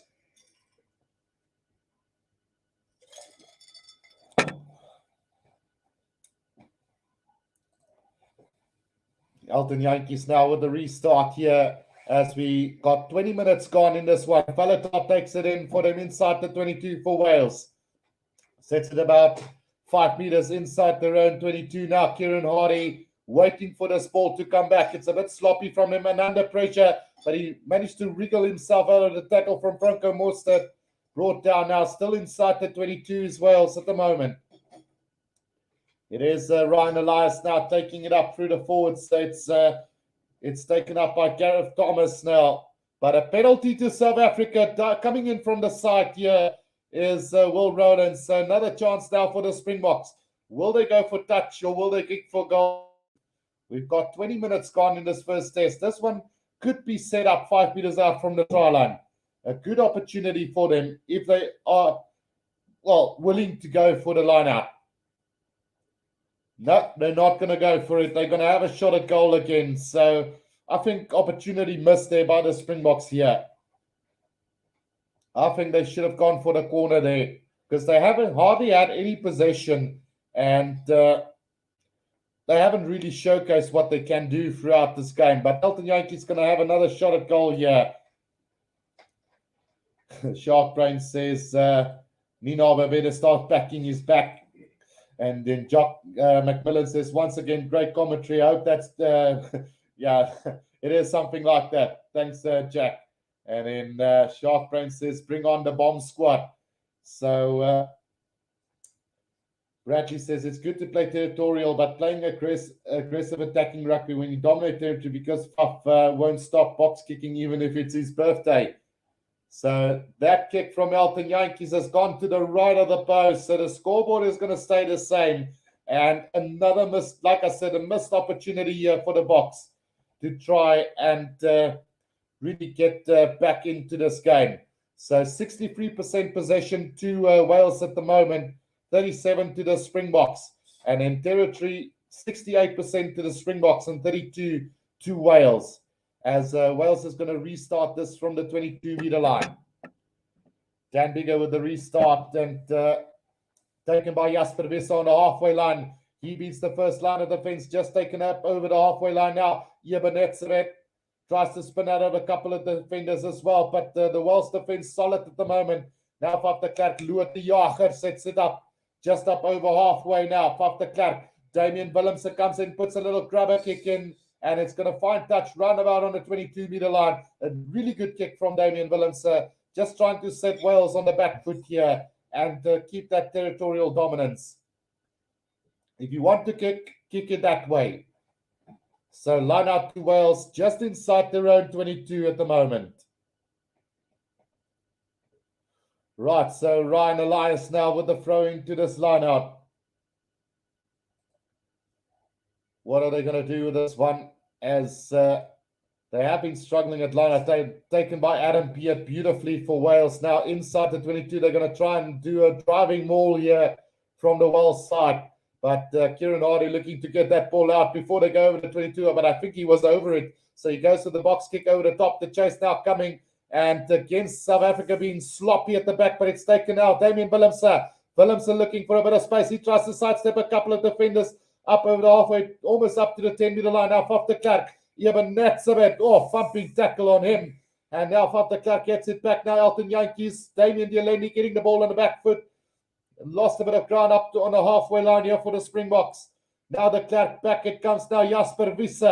Jasper Wiese sets it up just up over the halfway line. Advantage to the Springboks. Offside by Wales. Now Faf de Klerk, Elton Jantjies again going high up into the air. Nobody really chasing for that, but Cheslin Colby has done well to put the pressure on him. But we are going to come back for the penalty to the Springboks. Just wasteful kicking at the moment. Maybe it's part of the game plan, but there's not enough chases from the Springboks chasing that balls down. And the quality of the kick from Elton Jantjies not good enough at the moment. That one was better, but still a bit too far. So South Africa playing on the back foot at the moment. This Welsh defense really doing well in trying to neutralize the Springbok attack. So Elton Jantjies this time going for the corner. And here's going to find touch. Oh, dear goodness gracious. He's overcooked it. And it's over the dead ball line. So we're going to have a scrum down from where he kicked that ball. Jantjies says they should go to the TMO. He's not happy. But the touch judge was right on the spot. And it will be a scrum all the way back from where he kicked it on the halfway line. So nip and tuck that time. Oh, wait a second. I think he might have a point there. But it doesn't look like they're going to have another look at that one. So it will be a scrum down to Wales. About 5 meters inside Welsh territory. And bit disappointing from Jantjies so far. It's definitely not have had the greatest of starts to this test season. Hopefully he'll settle down before it's too late. Let's just see. Shark Brain says just go for the corner and get it dry. If you can kick it out, that is the problem, Shark Brain. Anthony Hutton says, kan iemand asseblief vir Jantjies afhaal? And then Antoinette asks, Guru, Kulisi are on the field. Yeah, Kulisi is there, but he hasn't touched the ball once. But he is doing the donkey work, guys. Look, he's not the most flashiest of player, but he's the first guy at the breakdown. So he's doing the hard yards at the moment. Free kick here to the Springboks from that scrum. So at least one area where the Springboks are dominating this game at the moment. As, looks like our screen has just frozen up here. Not quite sure what the problem is, but we'll find. We'll sort that out in a second. So South Africa struggling at the moment quite tremendously. And they're playing off the back foot. And the only area where they've really looked like they've been dominating is at scrum time. So a lot of work needs to be done here from the South African side if they are going to come to dominate this game. So we're just having trouble with the signal at the moment. Just waiting for it to come back on, guys. I do apologize for that. It's unfortunately out of my hands at the moment. But Mamania says that's an insult to Libbok at the moment. Yeah, could have given Libbok an opportunity to play today. But I feel so dumb for being confident before the start. And then Alfie Visser says Jantjies useless. Anybody can replace him, even Kwagga Smith. And then Papa Ruppel says Elton's such a liability. And then Roos Libbok geland and low. Things could be so much better for us. And then Nieunaber should have trusted our URC players. At least they dominate Northern Hemisphere club rugby. And Sharpbrain says that's why I went with plus 24 in Wales. Well, it doesn't sound like too bad of a bet at the moment, Sharpbrain. So we're still struggling with the signal here, guys. So I do apologize for this, but there's nothing we can do about it at the moment, as we're going to try and sort this out as soon as possible. but there's no signal at the moment coming in. Just see if we get this back up and running.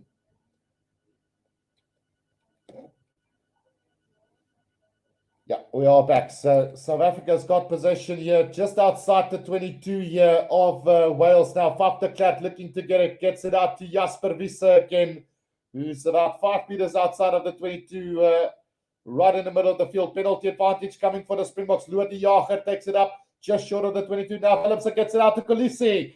Kolisi up over the 22, 5 meters inside. Now Faf de Klerk going the blind side, but great defense from Telupi Falatau, bringing him down. Still about 15 meters out now as the Springboks. Loer de Jager, Elton Jantjies into the half gap, trying to step all the way. He's about 3 meters out, gets it out to Oxnashire. He's brought down just 2 meters out from the try line. Wait for it. No. Will that ball come out for South Africa? No, it won't. And Dialendi and Liam Williams having a scuffle there as the referee has stopped play. Let's just see what this is all about. 28 minutes gone in this first half.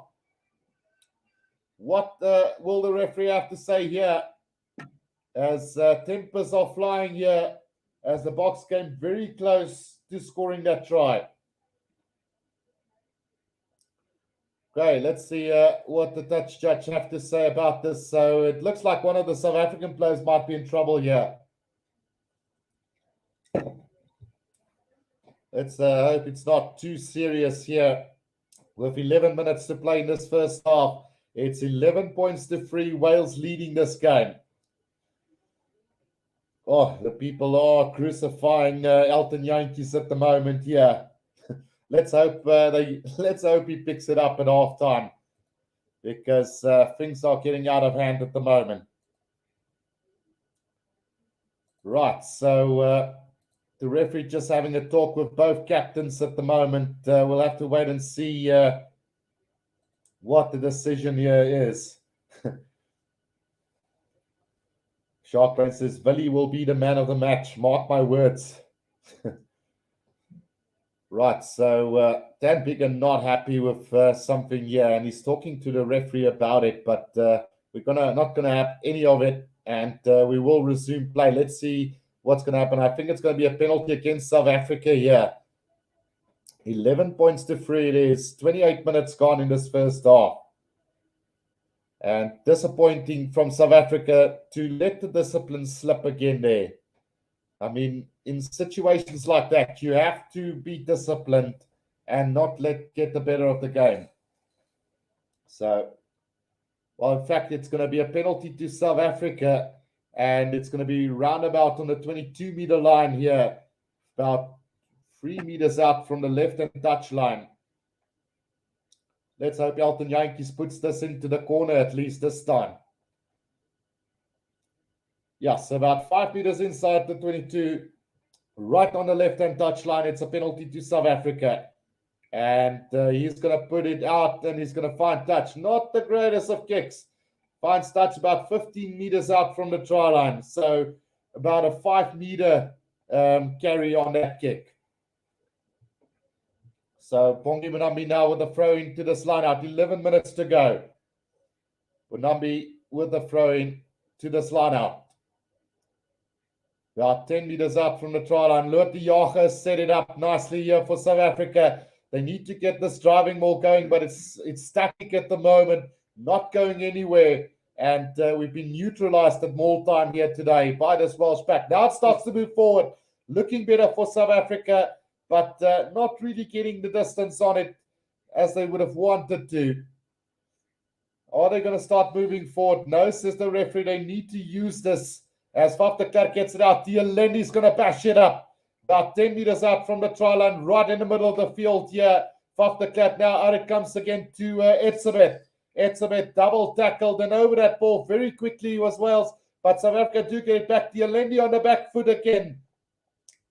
Still about 10 meters out from the try line. He gets brought down. Now de Klerk back to Elton Jantjies. Goes with a high kick up into the air. Cheslin Colby chasing after it.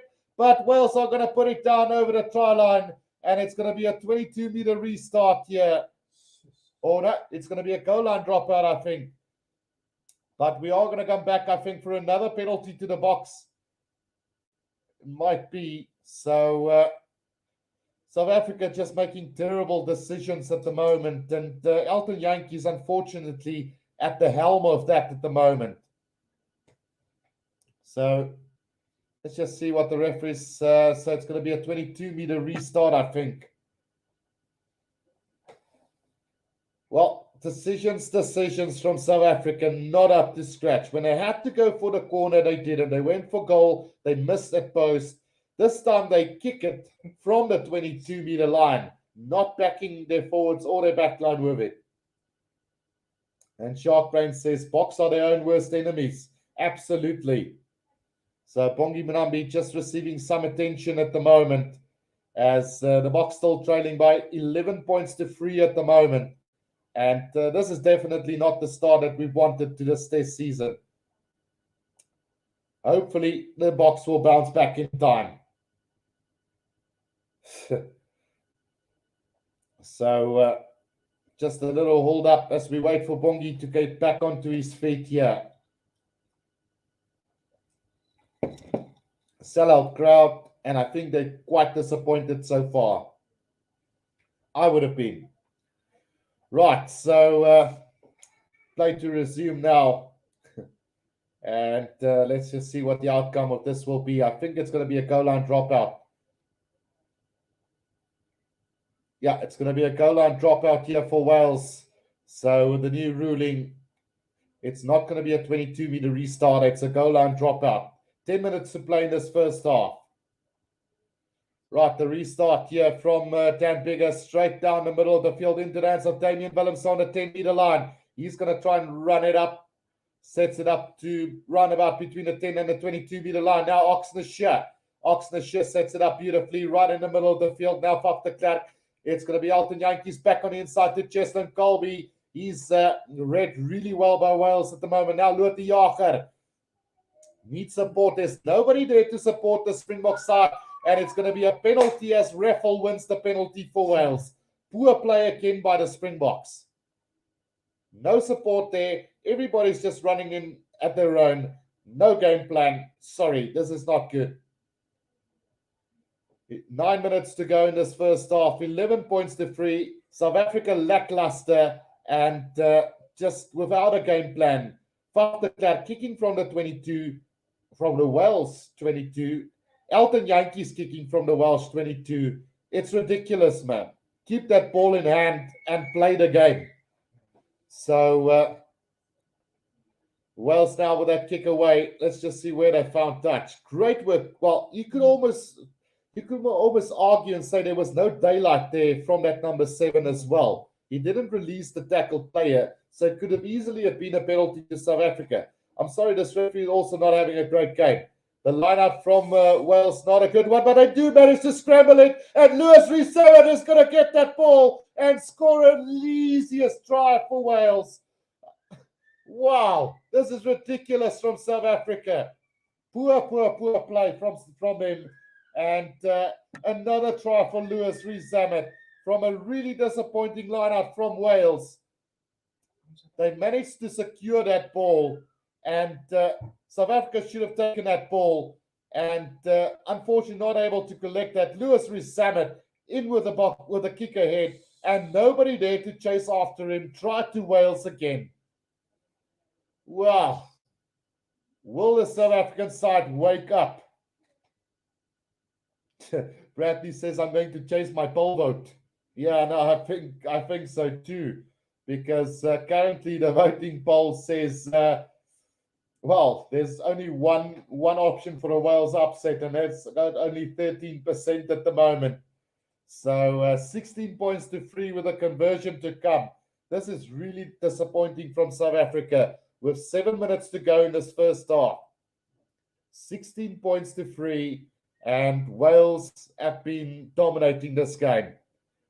The kick over as well. So 18 points to 3, Wales lead this game as we go into 7 minutes from halftime.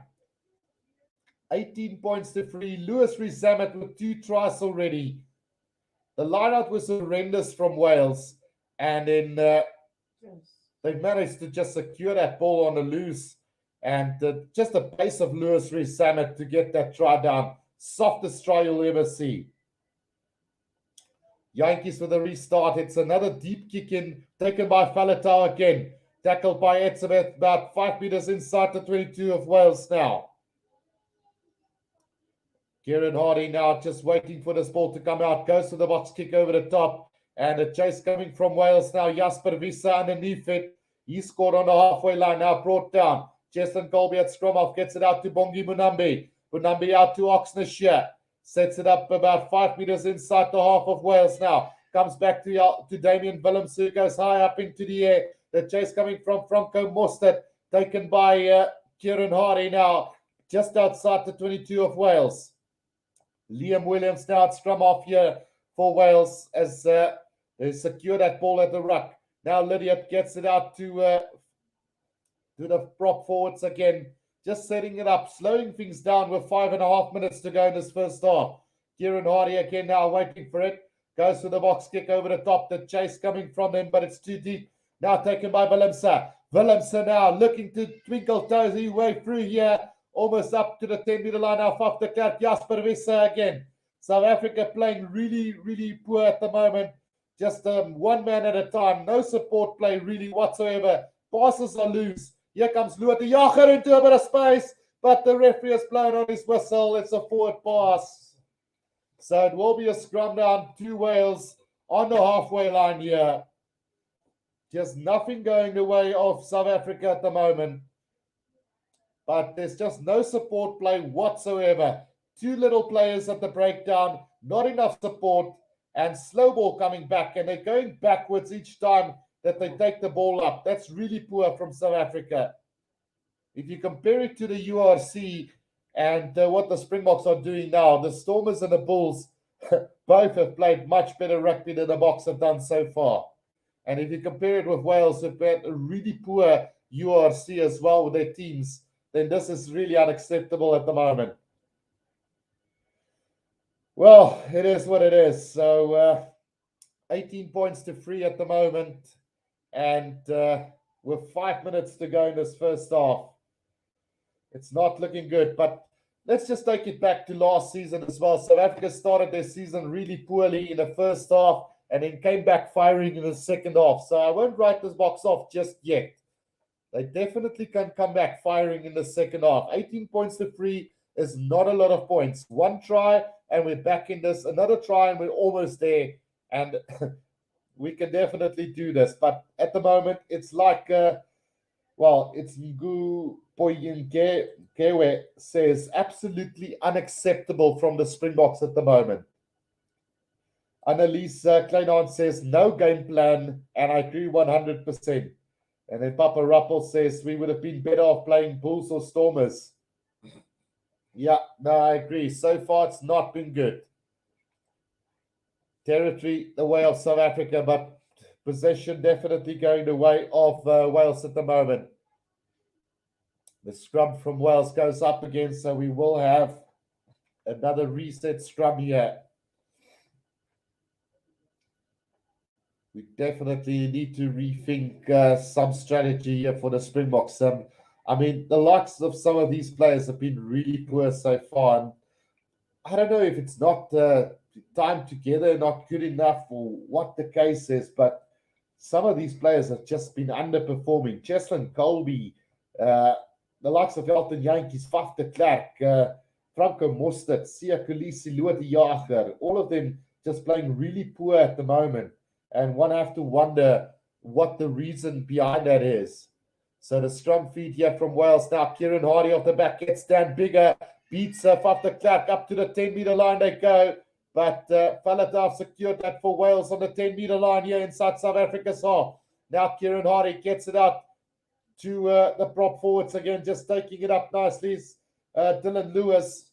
But a little knock on there from Wales now. It's taken by Etzebeth.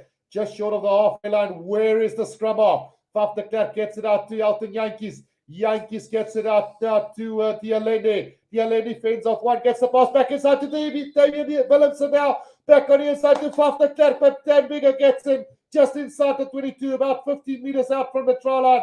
Penalty advantage to South Africa, not rolling away from Wales. Now Franco Mostert gets it out. Elton Yankees again. Now it's Etzebeth. Etzebeth sets it up right in the middle of the field here, about 15 meters out. Franco Mostert again. Pick up and go from him. Right in the middle of the field now, Faf de Klerk. Damien Dialende. Dialende sets it about 10 meters out from the try line here. 2.5 minutes to go. Now it's Oxnashire. Oxnashire with the leg drive. Good drive from him, about 7 meters out. Now the Klerk again. Now Cheslin Colby looking for a bit of space to open up. Tries to twinkle toes. Knock on from Dialende.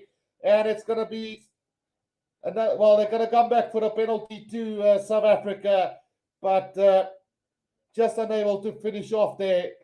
A great fend off from Dialende to start the move. But just sloppy hands there at the end. So with 2 minutes to go in this first half, South Africa desperately in need of a try. Will they set up another line out here and try and drive this one over? The mauls have not been good for the Boks so far.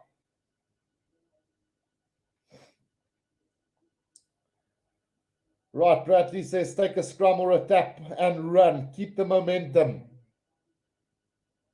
Well, it's going to be a yellow card here to, I think, Dan Bigger. Yeah, so Dan Bigger has received a yellow card here for a professional foul from the referee. So it will be a team yellow card, really, as not rolling away when South Africa was on the attack. So yellow card, and Wales will be playing this last 2 minutes and the next 8 minutes in the second half without their captain as well. So it's for not rolling away.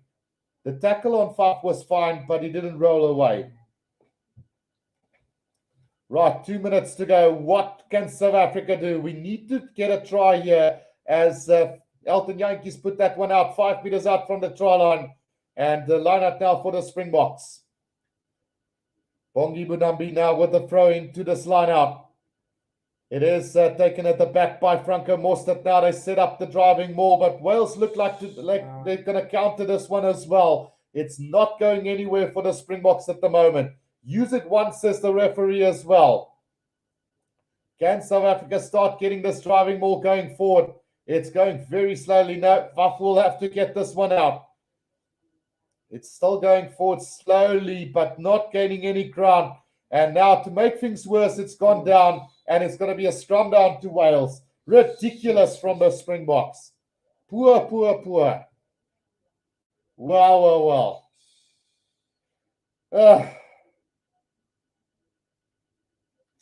Well, I'm lost for words here, really. 18 points to 3, a minute to go. The Springboks 5 meters away from Wales' try line. And they lose the ball by not getting out that ball from a driving maul. That's ridiculous. Poor play from the Springboks, really. And we have to come up with a massive second half if we're going to have any chance here. We're going to be the laughing stock of World Rugby after this game. Bradley says, bring Wimpy Kukamur to the team. And then... Shark Brain says, why not play Chris Smith or Libok at fly-off? Does Philly and Jantjies have shares in the squad or what? Right, so Kieran Hardy to feed this ball into the scrum here for Wales. 5 meters out from their own try line as Faletau takes it up after that, putting pressure on him. Great defense from South Africa this time round as the hooter goes for half-time. And Kieran Hardy will just try and collect this ball here for Wales. They get it out to Liam Williams, who puts it into touch. And that is going to be half-time. And it's been less than impressive so far from the Springboks. 18 points to 3 it is at half-time. And, Lewis Rees-Zammit with 2 tries for Wales. 2 really soft tries, to be quite honest. One from a line-out that went astray for the Springboks. And the second one also from a line-out that went astray from Wales. And, it's just been really terrible from the Springboks. They lackluster, really poor game plan. Elton Jantjies kicking poorly. Faf de Klerk kicking poorly. The Springboks not showing support at the breakdown and being totally outplayed by the Wales side at the moment. I'm going to take a quick break, but don't go anywhere as I will be back real soon.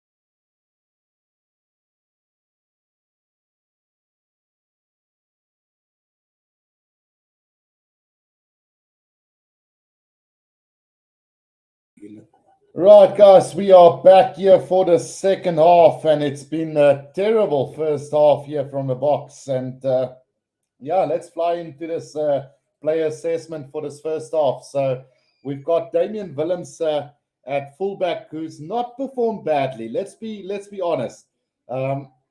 This backline is probably one of the players that has done really well so far, and he's taking the ball at the back quite nicely. His kicking game has been spot on, and his defense has been solid.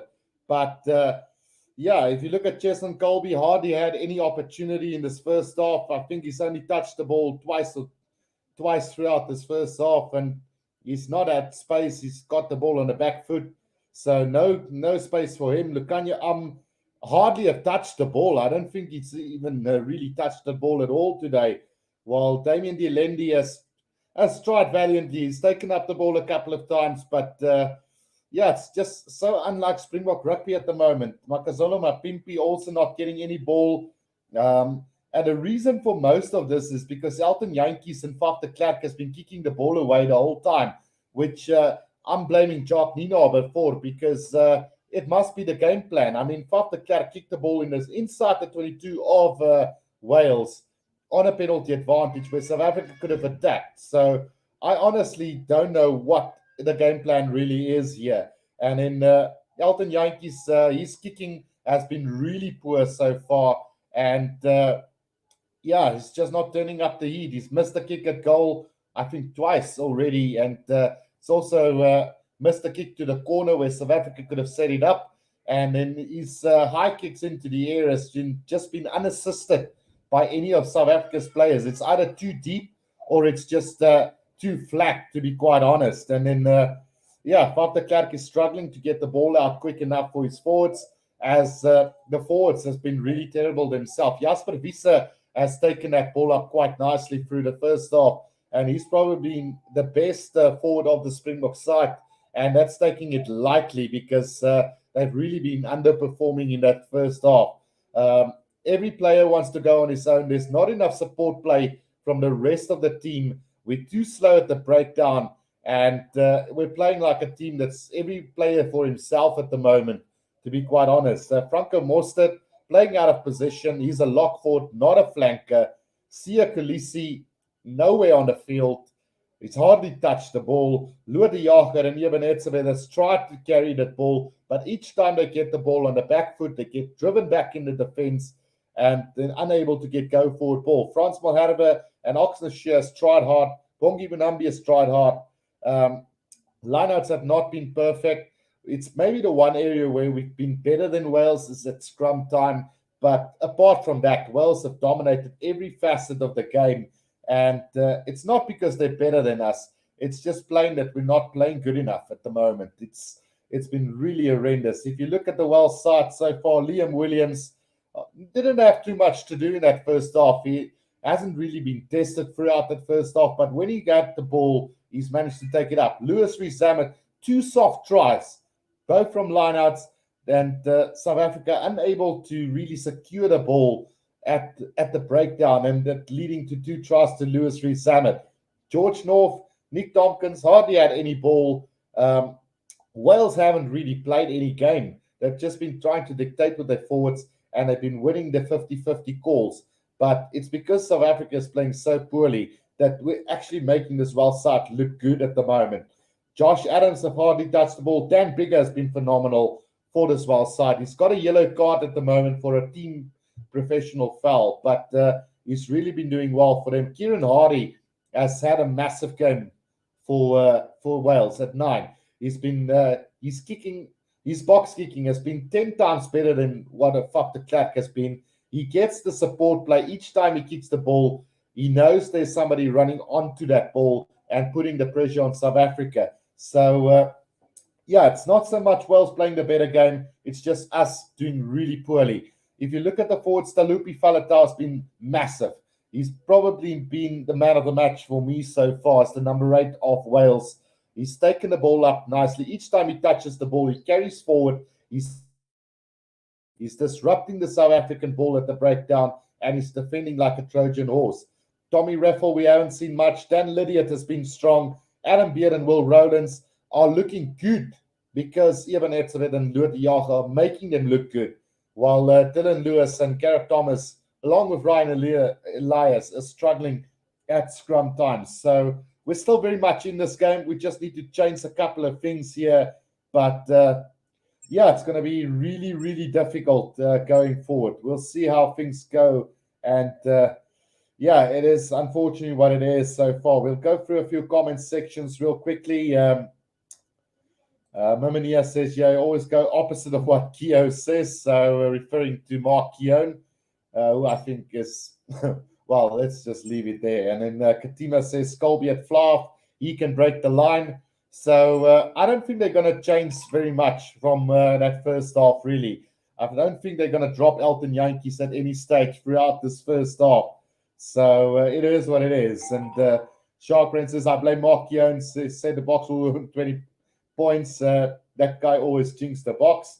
Cameron Klenon says, but this is where club franchise structures come into play. Every South African franchise play different style of rugby, and that's a big problem when all the players must come and play for the Boks.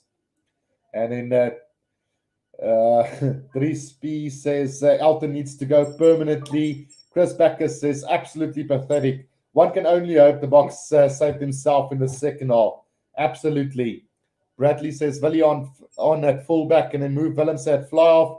That guy have the confidence and skill to carry the team to something. And then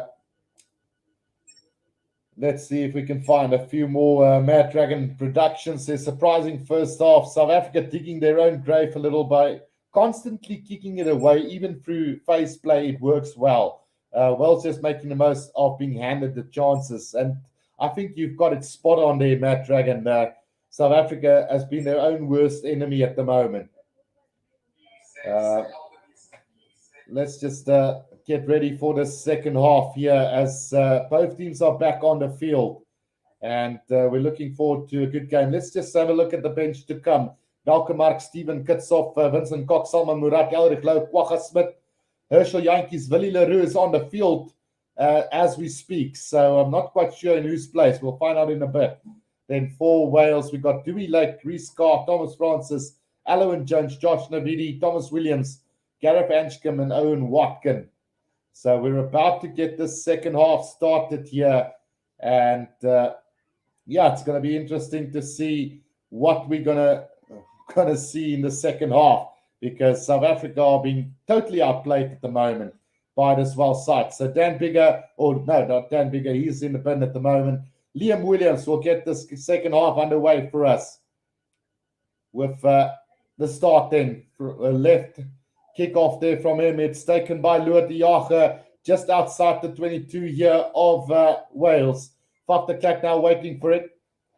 About 7 meters out from the right-hand touchline here as Faf de Klerk goes to the box kick over the top. The chase coming from the box at... it is going to be a penalty to the Springboks there. So about 5 meters outside of the 22 here of the Springboks, they do get a penalty. And it's going to be Damien Willemse to kick this downfield. And I think Elton Yankees have been replaced here with Damien Willemse moving to the fly-off. So that kick is not going to find touch from Damien Willemse as Liam Williams kicks it downfield. Taken by Willemse on the 10-meter line inside South Africa's half. Can he get the pass out? No, he can't. It's Faf de Klerk who secures that ball for South Africa on the ground. Now gets it out to Bongi Munambe. Yeah, Elton Yankees has been replaced by Willie Leroux on the 10-meter line now inside South Africa's half. Faf de Klerk is waiting for it. About 5 meters from the right-hand touchline. Faf de Klerk going with the box kick over the top. Was Jason Colby on side there. Yes, there's the referee taken by Liam Williams on the 10-meter line. Inside Wales territory now as Wales have secured possession here inside their own half. A penalty against South Africa there. Not rolling away is the call. So another mistake here from the Springboks as Frans Malherbe gets pinned there. Interesting here. Cedric Brainke says the Boks are playing to their game plan to become the underdogs in the series. Only then they will play to win. Right, so I'm guessing that Damien Willemse slotted into the fly-off berth now as Liam Williams gets the kick away. And he's also not going to find touch here. So now Faf de Klerk from inside the 22 is going to kick this downfield. And I think he might have stepped outside of the 22, though. Let's see where the touch judge goes. Oh, I think we're going to go back to the 22 of South Africa here. I think he might have been outside of the 22 when he kicked that ball. Let's see where it's going to be on the halfway line. So, in fact, no, where's the referee going to? So a bit of confusion there. So it will be on the 10-meter line inside Welsh territory. So a brilliant kick there from Faf de Klerk. Ryan Elias now to throw this one in here for Wales. We've got 2.5 minutes gone in the second half. South Africa really have to score within the next 10 minutes.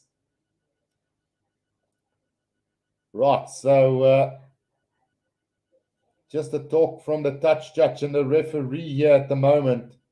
Are they going to go upstairs to have a look at this? So I don't think the touch judge is confident that he made the right call here. So, yeah, they are going to go upstairs to have a look here. Oh, dear. Well, or are they just fixing up the assistant referee's microphones here? 2.5 minutes gone in this second half, and it's 18-3. Wales are leading this game, and still 5 minutes left on the yellow card here for Wales. Really poor from South Africa. Just watching that highlights of the first 2 tries from Lewis Rees-Zammit, and just really soft tries being given away from the Springboks there. Out of line, out of position, and Lewis Rees-Zammit got that first try of this game. And then another sloppy try to Lewis Rees-Zammit after that. So play resume. It is a line out to Wales on the 10-meter line. It's sloppy from them, and they've been driven back to the 22-meter line inside Wales territory here. Kieran Hardy waiting for this one to come out. He is going to set it up through Will Rowlands, who just sets it up inside the 22 here for Wales. I don't think they're not allowed to kick this out directly, as they've carried it back inside the 22 here. So South Africa can put pressure on Kieran Hardy here. But, he throws a little dummy and he goes on the snap here. But good defense from the Springboks right on the 22-meter line. Brings him down.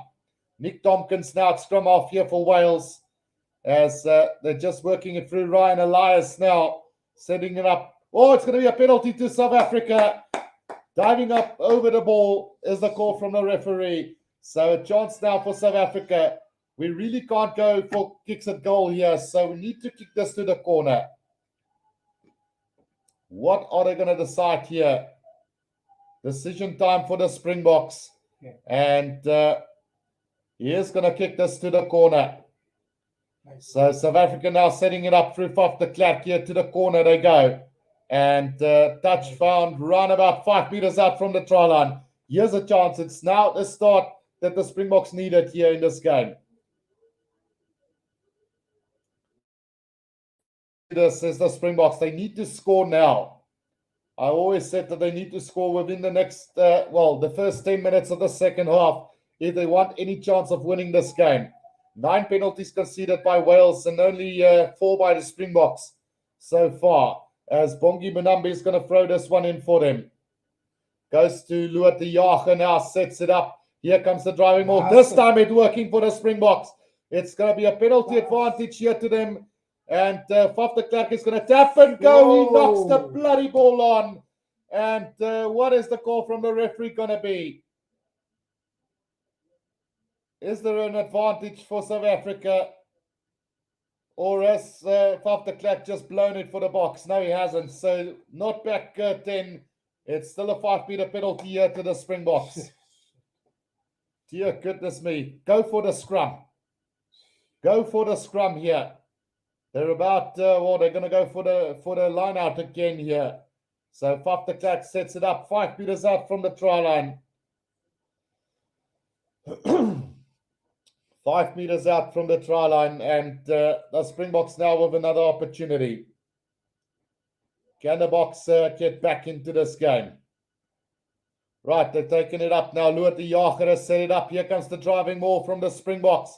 Can they get this moving forward? Slowly but surely. It's static at the moment. Now it starts to move forward. Surely they must score from here. It's going to be Bonambi for the try. And the Springboks have finally struck back. And hopefully this is the start of good things to come.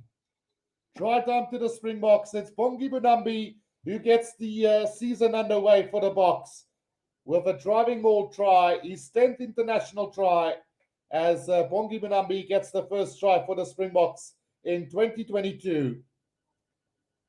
Well, much better already. The first half, we were unable to get the driving maul going. And this time round, a great strong drive from the Boks.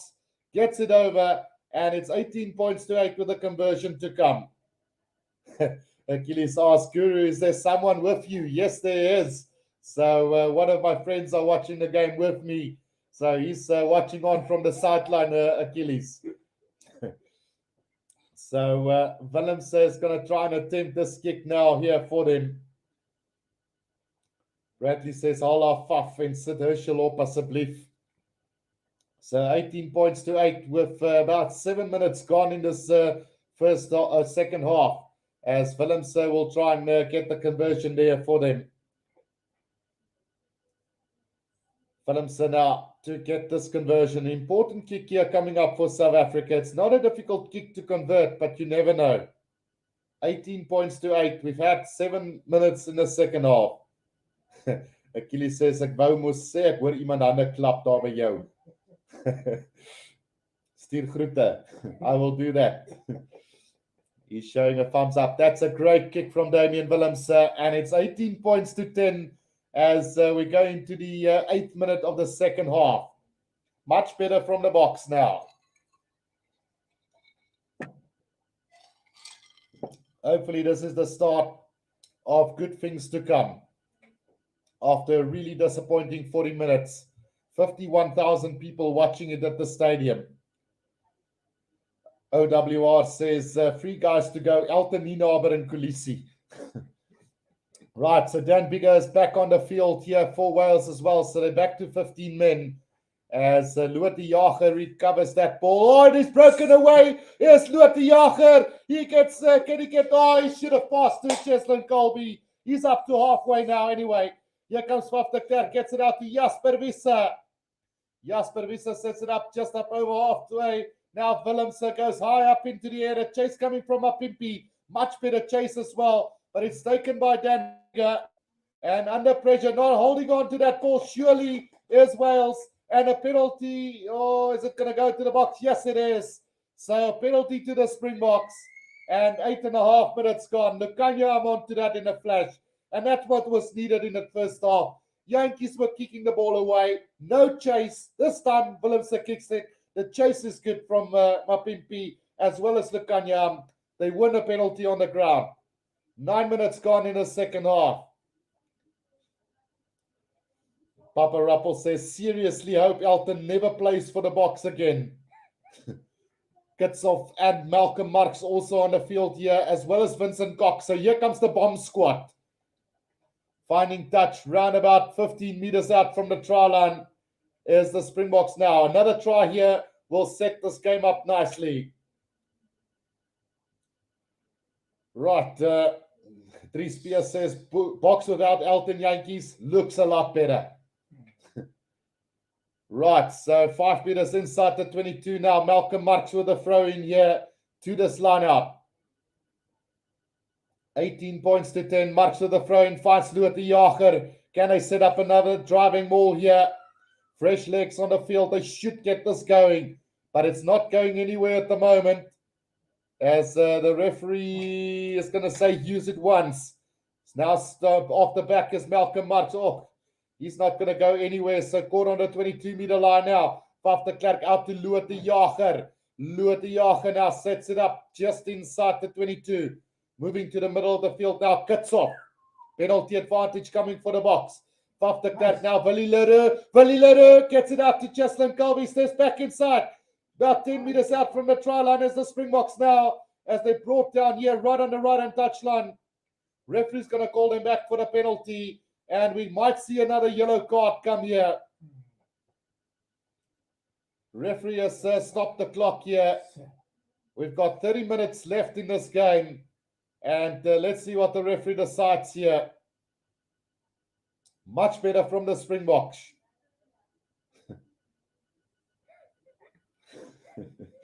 Oh, goodness. Let's see what the referee have to say. So he's going to talk here to Dan Bigger. So maybe just a warning to the squad again here, as there's an injury break to one of the Welsh players as well now. Yeah, Thomas Francis, who came onto the field here for Wales, just hitting his head against the leg of Kitsov. He's knocked out cold. So 18 points to 10 here. And we still got about 30 minutes to go in this game. We're just waiting for that injury to be attended to. So far, we've got 650 votes here. The box by 1 to 10 points with 26% of the votes, 11 to 20, 36%, 21 to 30, 22%, and then a 16% for a Welsh upset, as we see Elrich Lowe making his test debut here for the Springboks. Big moment for him. Also, Mike Kwacha is on, as Kulisi has been replaced. So, Kwacha Smith on for Sia Kulisi, as well as Franco Mostert off for Elrich Lowe, who's making his debut. Springboks bringing on the bomb squad. Katima says Boks are smelling blood now. And then Mamania says ek wil nie meer kykie. Right, 18 points to 10 it is. 30 minutes to go. We're still having attendance to that injury at the moment. So as soon as we get back up and running, we will get back to the commentary as well. So while we're at it, guys, don't forget to press that like. We've got around, let's just see, around 139 likes so far. 526 people watching. Don't forget to press that like button and subscribe to the channel as well. Show your support. Right, 8 points the difference. South Africa on the attack here. And a chance now to draw even closer. Alwyn Jones, the most capped player in World Rugby, comes onto the field as well here for Wales. So they're bringing on the replacements now. Alfie Fisser says the score on the scoreboard not correct. So there we go. There it's corrected now. Just had to press that refresh button, Alfie. Sorry. So 18 points to 10 it is at the moment. Can we see the Springboks get back into this game? Jasper Visser has been brilliant for the Springboks. Probably the standout player so far for the Boks is the number 8 of the Springboks. And that's not good for Jeff van Roos, though. So Jasper Visser definitely standing up and coming up the mass here against this Welsh side today. Sharkbrain says, Guru, your scoreboard is frozen. Now it is up to date now, Sharkbrain. 18 points to 10 it is. Fantastic Charisma says, when are we going to dominate? The moment we believe in Boks, they just let us down. Yeah, it's been the case here today. They've not been brilliant. Only players been good. Jasper Visser, 11 carries, 40 meters made, 5 defenders beaten, 3 gain line success, and 9 tackles made. So he's been the workhorse of the South African side today. And he's feeling a lot of pressure from Jeff van Roos and Elrich Lowe at the moment. So he really needs to impress. So hopefully the Boks can get another one quickly.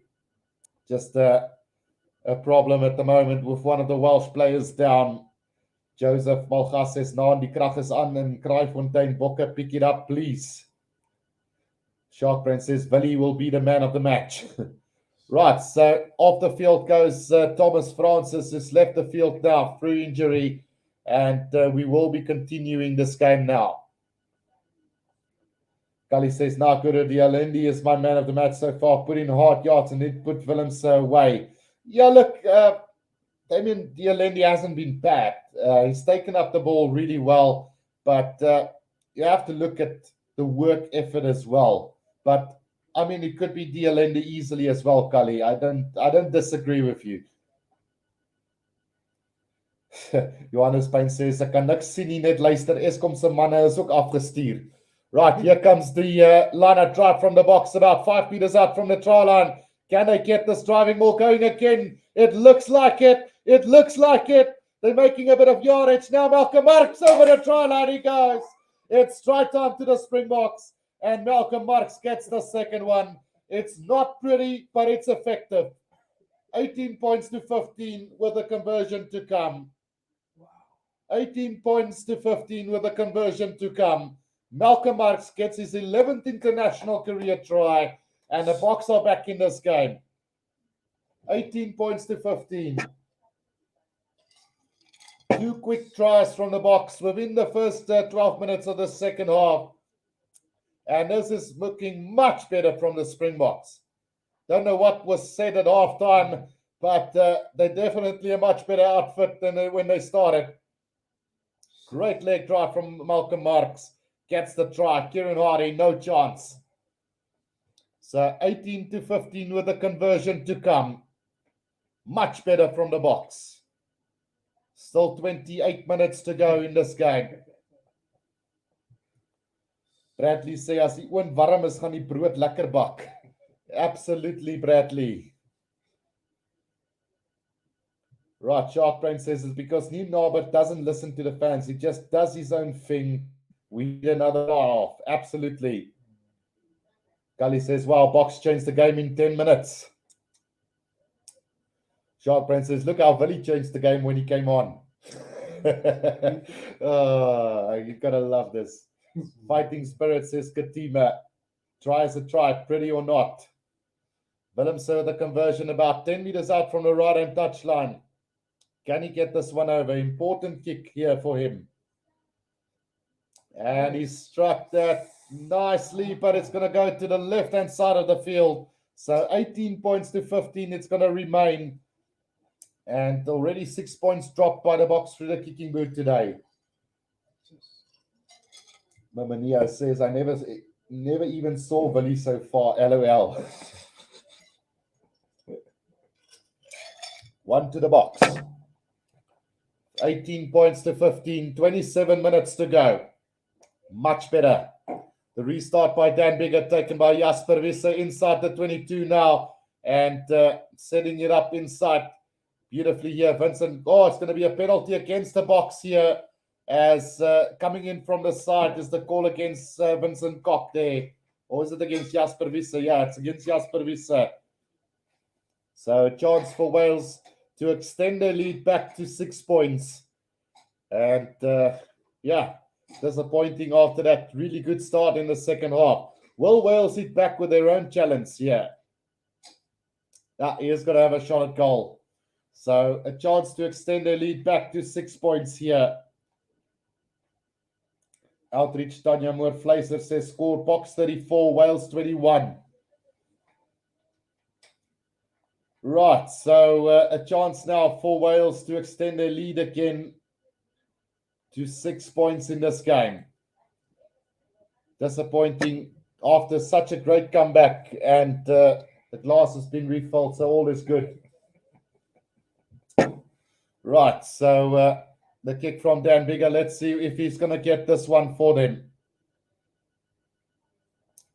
He's lining this one up for them. Right, let's see if he gets this one. It's well struck and over she goes. So 21 points to 15 it is. Murray Scott says, told you they will come back. LOL. So 21 points to 15. A 6 point lead here with 25 minutes to go. Anybody's game at the moment. Joseph Malgas says, lekker om so werk met plesier te meng. Eskom laat my ys aanhoudend die stryd verloor. Right, Falata takes that inside the 22, sets it up just inside the 22 here of Wales. As it is Thomas Williams also on the field for Wales now as he controls that ball at the back. Gonna go with the box kick over the top and a chase coming from Wales. So Cheslin Colby underneath that one and grabs it beautifully as Riska also on for Thomas here. Now Vincent Koch takes it up inside the half of Wales. Now Faf de Klerk with the box kick over the top. Not a great kick. And, it's collected by Cheslin Colby on the 10-meter line here. So South Africa's got possession. Now the Clerk, Vincent Koch, Willie Leroux gets it out to Jeben Netsabet. He's a little bit isolated. Needs support now just inside the half of the Clerk with the box kick. Looking for a bit of space. That one is going to roll over the dead ball line. So we're going to come back for a scrum from where he kicked it, which is roughly around the 10-meter line of Wales. So disappointing there for Faf de Klerk. It could have worked out for him, but just stop kicking the bloody ball away. Just when South Africa is starting to get momentum, they want to go back to that kick and chase game, which is not working for him. And really disappointing to say the least there. So 21 points to 15 here. And it's going to be a scrum down to Wales inside their own half. 6 points the difference here between them. Sakabula says, word wakker, Bokke. Come on, boys. Natanya Poison says, Bokke 27, Wales 21, I think it's going to be. And then Mamania says, what the fuff? Right, Thomas Williams with the feet here to the scrum for Wales, just inside their own half in the middle of the field here. As Thomas Williams gets it out, Dan Bigger now. Nick Tompkins gets the pass out to Lewis Rees-Zammit, puts it on the boot. The chase coming now from Nick Tompkins. The bounce of the ball not kind for Willie Leroux. He's under pressure now. Double tackled here by Wales. 5 meters out from his own try line. But the Boks have managed to secure this ball right on their own try line. Faf de Klerk gets it out to Jeben Netsabet. Sets it up right on the try line here with the Springboks. And looks like Faf is going to try and kick this one out for the Springboks. Yeah, he's going to go with the box kick over the top, and he's going to find touch roughly on the 22-meter line, just outside the 22 of the Springboks. Well done by Willie Leroux to recover there for the Springboks. Under pressure. Bradley says, I've said it plenty of times over and over again. When the Boks dominate territory, they need to go in an attacking game. And they are dominating territory, but they're definitely not playing an attacking game at the moment. Faf should have been an MMA fighter the way he's box kicking. Yeah, no, I have to agree with you there, Bradley. Boks will win, but it's still a very shocking first half, at least, says Papa Ruppel. 21 points to 15 here, and the Boks just need to find their feet and get the lead for the first time. Then they will win this game. But we need to keep the pressure off us. The moment Wales are on the attack, and they will be looking to get some more points on the board. Lewis Rees-Zammit has made the South African defense look really poor today at times. Each time he's touched the ball, he's looked dangerous. Beverly Willifeef says the whole game has been disappointing. Expected much more from the Springboks. Here comes the driving ball from Wales now, just short of the 22 of the Springboks as they get this driving ball going, but they're into touch. And that's really disappointing from a Welsh perspective. I can just imagine how the Welsh supporters must be feeling now. Really poor from Wales on that occasion. Line up to the Springboks, 5 meters outside of their own 22. Johannes Payne says, Boks never play attacking game with Faf de Klerk there. Yeah, that was really poor from Wales. 21 minutes to go in this game. Malcolm Mutz with the throw into this lineup. Free kick to the Boks now. It's Kwagga Smith who's going to tap and go here quickly. Look at him go. Takes it up to roughly between the 10 and the 22-meter line. Needs support though. And is coming back slowly for the Springboks at the moment. Now Faf de Klerk is going to go with the box kick over the top again. Chase going to come from a Pimpy directly into touch. Line out to Wales. 5 meters outside of the 22 of the Boks. Oh, dear goodness me. Take him off. Take him off. Do the same what you did to Elton. Bring on Herschel Yankees.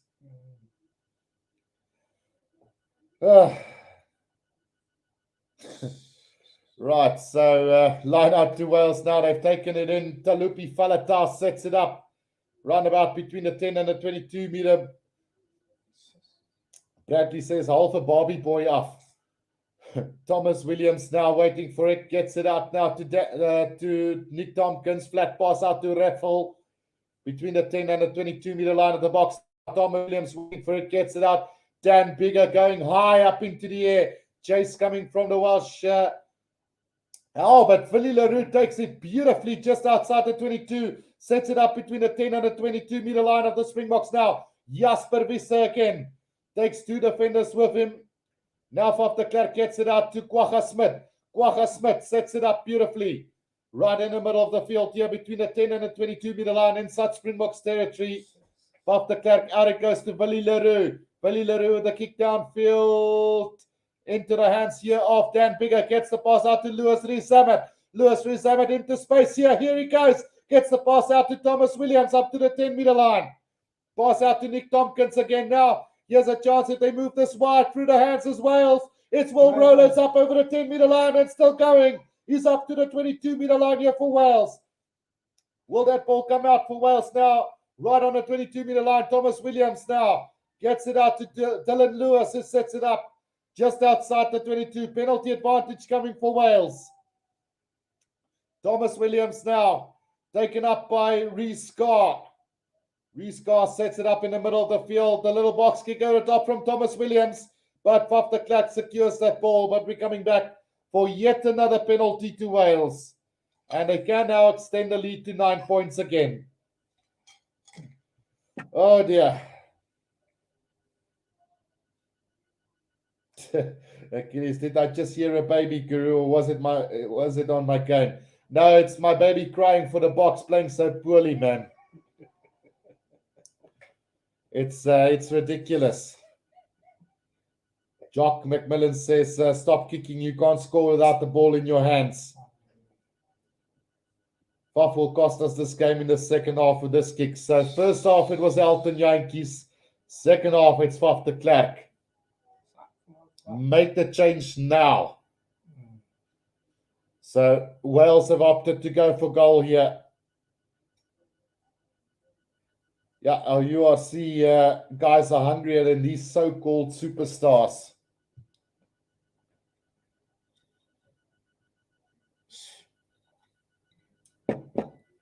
Right, so Bradley says even my dog stopped barking. Right, so Wales are now going for the shot at goal here, and it's Dan Bigger to set this one up for Wales. Oh dear. Oh dear, oh dear.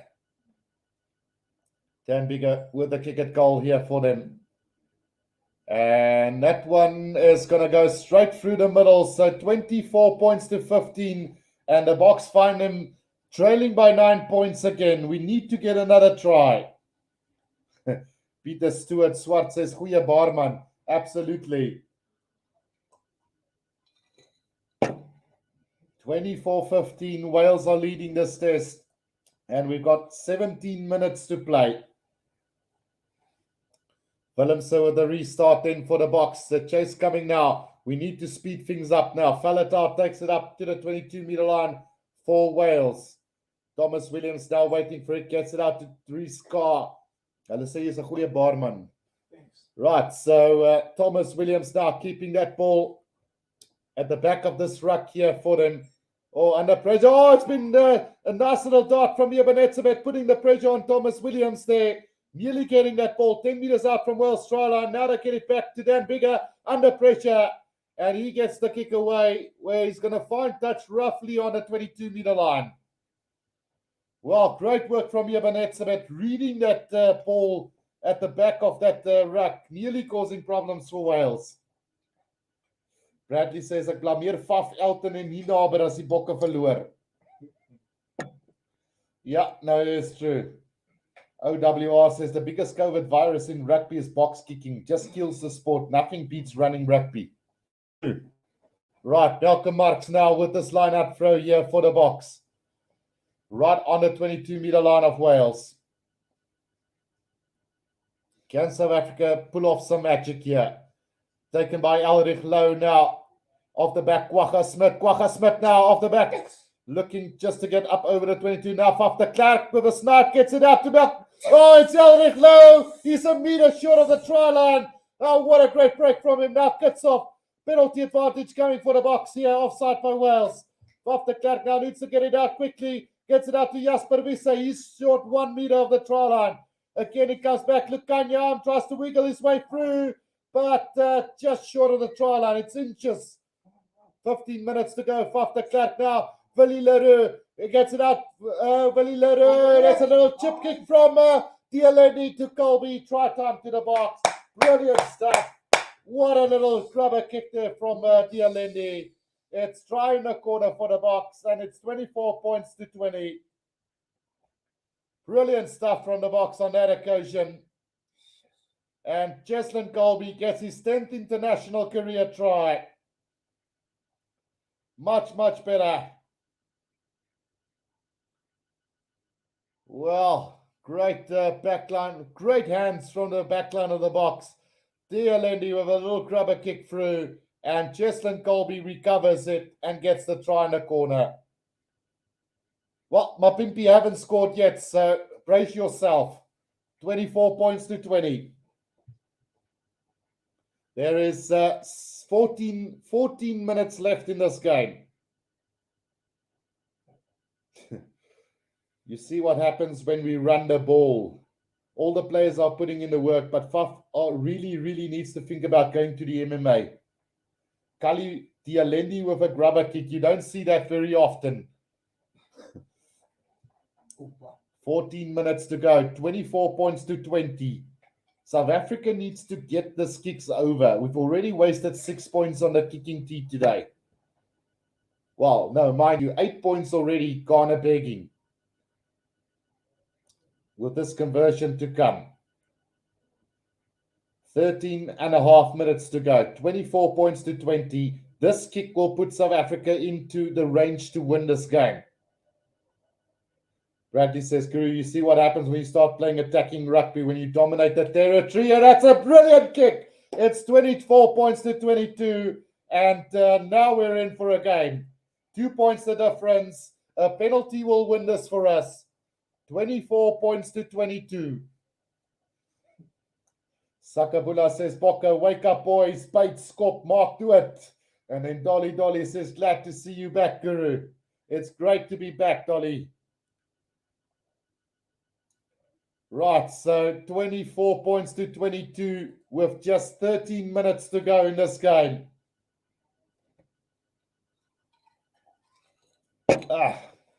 Nice. Dan Bigger with the restart, and looks like the barman's hand slipped a little bit. Jasper Wisse took that up to just short inside the 22 of South Africa as Faf de Klerk now waiting for it. He goes for the box kick over the top again. The chase coming from Cheslin Colby, but it's going to find touch. That's a decent kick. Up to the 10-meter line, inside South Africa's half. Papa Rappel says, looks like we found our new 10. Willie Leroux for King. Shark Brain says, Willie saves the game for the Boks. Bradley says, die bokke gaan 2-3 druk as Faf bietjie gaan sit. Right, so there's also, it's a yellow card to Alwyn Jones. I don't know what he exactly did, but there's a yellow card to Alwyn Jones. So Wales are down to 14 men for the next 10 minutes. Right, throwing now. And it's a sloppy lineup, but it comes back for Wales as Nick Tompkins takes it up. Roundabout on the 10-meter line of the Springboks. Now Thomas Williams right in the middle of the field. Gets it out to Rhys Carr. Rhys Carr sets it up. Now comes back to Dan Bigger. He's going to go high up into the air. Louis Rees-Zammit chasing after it. And it's going to come back to the Boks side. Vincent Koch have secured that ball just outside the 22 for the Boks. Now Faf de Klerk gets it out to Kitshoff. Kitshoff is going to set this up for the Boks again. Faf de Klerk going with the box kick again. Yeah, there he goes. Oh, it's a horrible kick. High up into the air. And it's going to come back to the side of the Boks though. Here's a chance as Dialendi with the ball in hand goes to the kick downfield. And nobody at the back here for Wales as that ball is going to bounce Oh, it's going to bounce way too far. It's going to go. Whoa! You have to. Oh, it's going to be a. Is it going to be a goal line dropout here? Yeah, it's going to be a goal line dropout, I think. Yeah, nearly went over the dead ball line, and Wales nearly rushed to put that down as Justin Colby nearly came in to dot that down. So will it be a dropout, a goal line dropout, or a 22-meter dropout with 10 minutes to go in this game? It's so nail-biting, this one. 24-22 it is. Bradley says, dink nie Faf se toenails is geknip nie. Murat also making his debut with 10 minutes to go.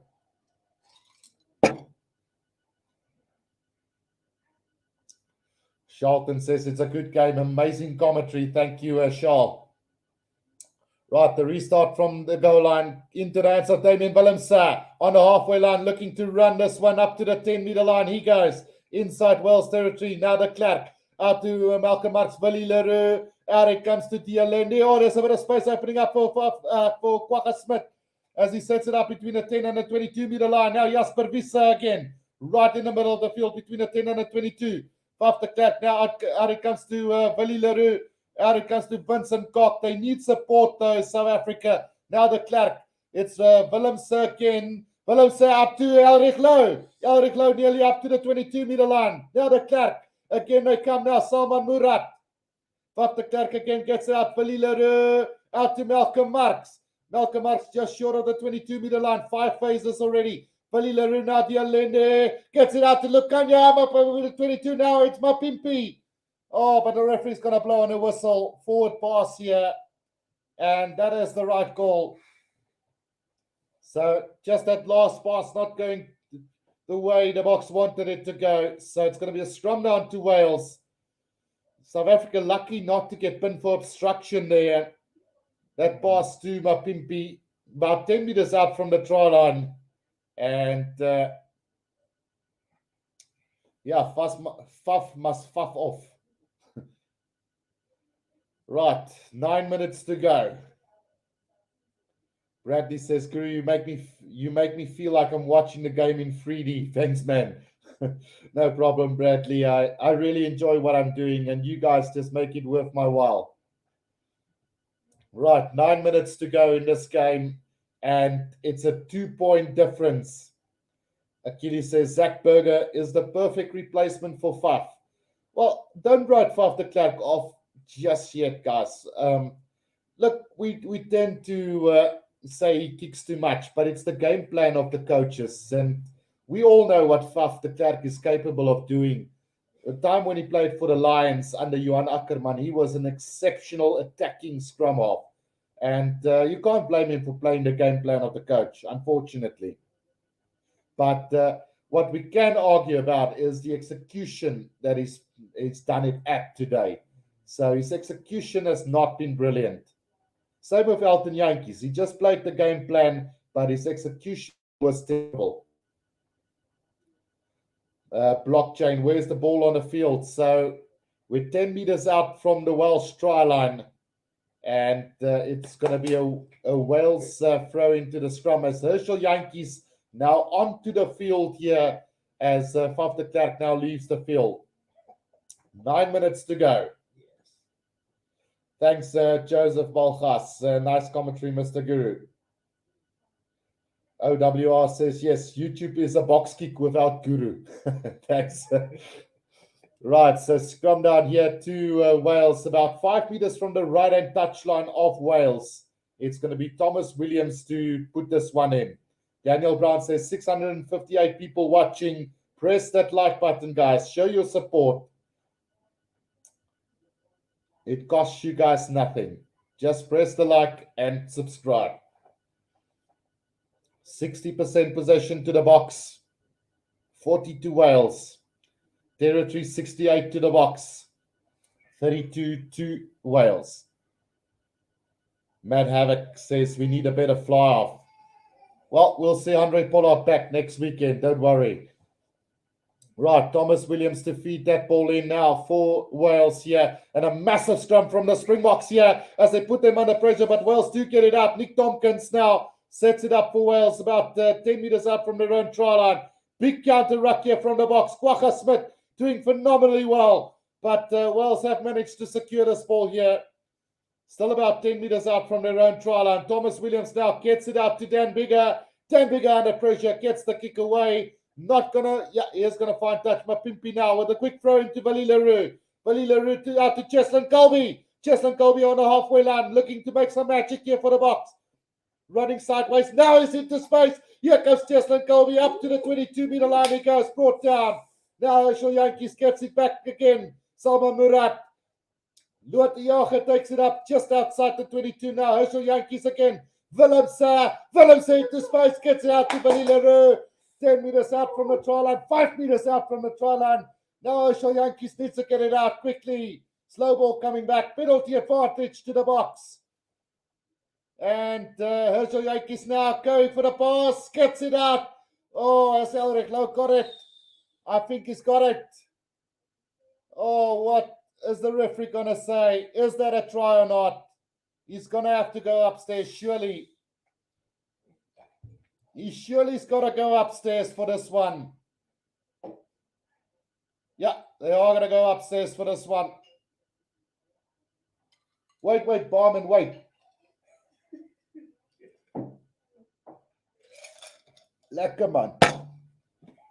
Right, so are they going to go upstairs? If not, there's a penalty coming for the Springboks with 6 minutes to go. Carvine Owen says, I'm on the edge of my seat by here.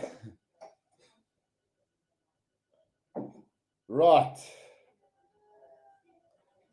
They will go upstairs for this one to check whether a try's been scored or not. Well, no, they're not going to go upstairs, it seems. So the referee's going to award the penalty. And I think it's right in front. So a chance here for the Boks to take the lead in this game for the very first time in this game. Yeah, low has been really bright. No, it's not right under the post. So it's all the way back to the right-hand side of the field. Or what? What is the referee going to do? He's walking up and down the field the whole bloody time. Decide. Make your choice. Here comes another yellow card for Wales. So they're down to 13 men here. As I think it's Lewis Rizama who gets march orders. 24-22 it is at the moment. Yeah. Well, I still think they should have gone upstairs. Ja, jy gaan laat ek geban word.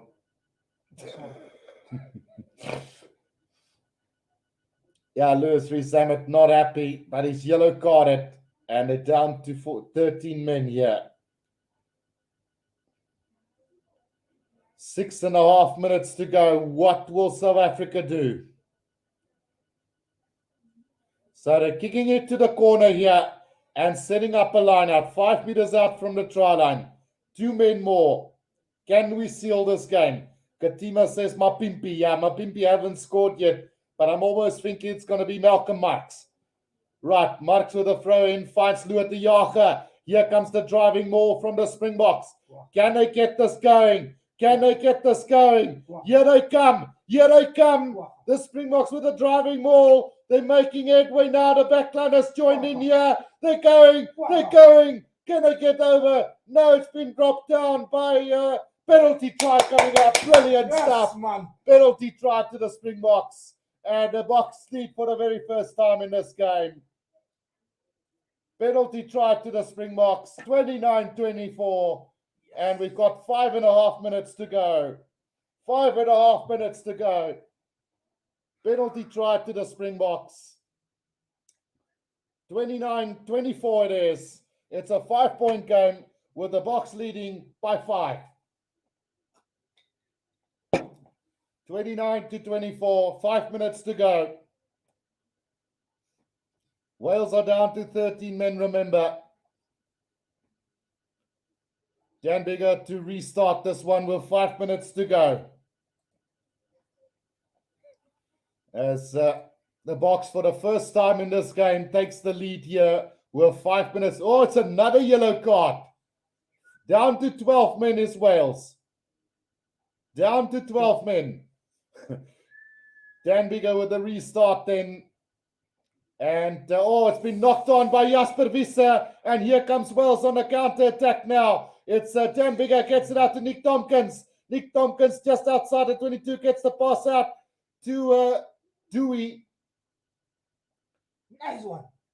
And it's going to be a penalty to Wales. Penalty to Wales, 5 meters outside of the 22. Remember, they're down to 12 men. Oh dear, this game is not over yet. Dan Bigger to go for the corner. And he's going to find touch round about 10 meters out from the Springbok try line.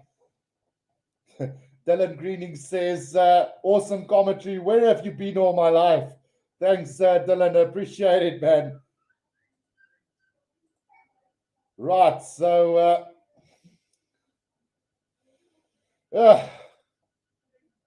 Wales now with a chance here to snatch this game at the death.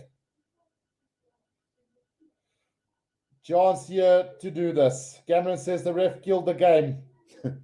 Well, it's the discipline of the Welsh that's down. But it's not been a great game from the referee, I must agree. 29-24. Here comes Faletau. Talupi Faletau. Now here comes the driving ball from Wales. Oh, here they come. Here they come. 5 meters out from the try line. Is Wales now. It's still going. It's straight on to Wales. Oh, dear goodness. It's a try to Wales. And are we up for a draw here? It's going to probably end in a draw here. Try time to Wales. 29 all it is. As Dewey Lake gets the try. Wales have come back with 12 men on the field. Dear goodness me. Not what we wanted. Cameron Kleinhardt says, I cannot flip and believe this. 29 all with the conversion to come. 12 men on the field. 3 minutes to go. After this kick, there will be 2 minutes left. Well, they're back to 13 men now. 13 men. The conversion has gone to the right of the post. It's 29 all. 2.5 minutes to go. 2.5 minutes to go. 29 all it is. Will this game end in a draw? Will this game end in a draw? Or can the Boks snatch this one? Remember, there's still 2 men ahead of Wales here. Oh, they're all in front of the kicker. But the referee says play on. Alloa and Jones have secured that ball for the Wales just outside the 22 of the Wales. Thomas Williams now secured that ball on the ground here for Wales. Will Rowland sets it up. They're going to try and play down the clock here as Wales. Might be a mistake. Can South Africa steal this ball? Thomas Williams now. He is going to go with the box kick over the top, it seems. Goes with it. And here comes the chase. It is taken by Jasper Visser as he gets the ball out. It's Jocelyn Colby now. Right on the halfway line for the Springboks now. Herschel Yankees gets it out to Vincent Koch. Vincent Koch sets it up right on the halfway line. We need to get out of our own half. Billy Leroux out to Damien Willemsen. Now here comes Damien Dialendi. Puts a little grab here, kick in behind. And it's going to find touch between the 10 and the 22 meter line. So with a minute to go. It's going to be a line out to Wales between the 10 and the 22 of Wales. Jean de Beer says, drop goal, Willie. Well, South Africa will have to get the possession. I think it was the right call from Dialendi to kick it out of our own half. I mean, we don't want to give away a penalty inside our own half. It's the last thing that we want to do.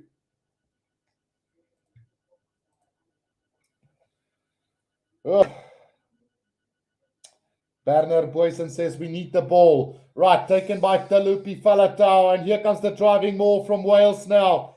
They are going to try and maybe milk a penalty of their own here. Is Wales. Thomas Williams now waiting for it. Goes to the box, kick over the top.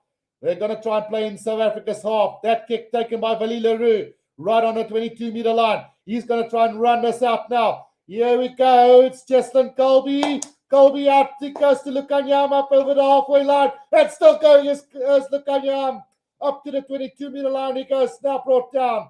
Just outside the 22. The Hooter's gone. Now it's Kitshoff who sets it up. Will we see a drop goal? Slow ball coming back for the box. Herschel Yankees now to Jasper Visser.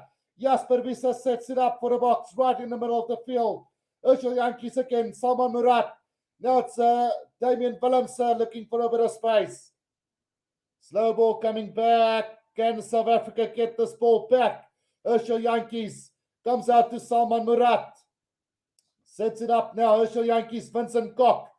Vincent Kok gets support from Jasper Visser. Now Herschel Yankees again. Vali Leroux. Vali Leroux with a sloppy pass and penalty to South Africa. Here we go. It's going to be a kick to win it. A kick to win it. A kick to win it for the box.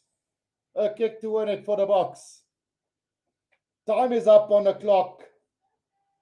And a penalty for a slap down from Wales as it's going to be Damien Willems to attempt to win this game for the box in the dying seconds of this game. Well, time is up on the clock. And this kick from round about the 10-meter line, more or less in the middle of the field, it's not an easy kick. It's not an easy kick. The discipline of Wales have let them down today. Roughly between the 22 and the 10-meter line, about 20 meters from the left-hand touch line, it's going to be Damien Willems to try and win this for him. Remember, Willems missed a similar kick last year against Australia that cost us the game. Will we be able to get this one? En nou vang jy kak aan, my bra. All right, here comes the kick from Damien Willems. Mr. Versatile.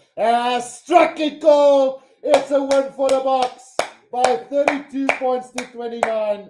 And what a comeback from the Springboks to win this one by 32 points to 29. South Africa's done it. It wasn't beautiful, but it's a win nonetheless. Nonetheless, it's a victory for the Springboks by 32 points to 29. And we start the season with a win. We started with a win. It wasn't pretty, but we came down from 18 points to 3 to come back in the second half and win this game. So, hands down to the box. And congratulations. Discipline cost Wales the game. There's no argument about it. But, geez, like we've got work to do for that second test. And even more so to beat the All Blacks. We can't do this against the All Blacks. It's 1-0 in the series to the Springboks. But I'm celebrating now. But it's actually really, really disappointing for a Springbok start to the season. 32 to 29, I'll take it any time of the day. But, yes, like they made us worry today.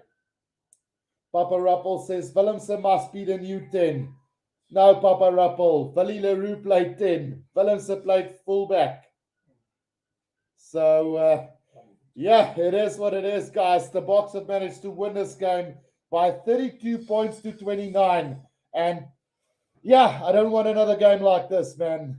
Hopefully next week we'll get there and we'll destroy them. But for this game, it was nail-biting.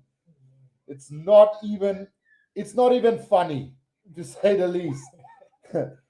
Matt Havoc has put it right there. Gonna give us a heart attack. Absolutely. 32 to 29. You can hear my daughter celebrating in the back. I'm going to leave it at that, guys. The Boks have won it. And I will see you guys next week for the second test. Until then, Have a good evening and enjoy the victory. Until next time, cheers for now.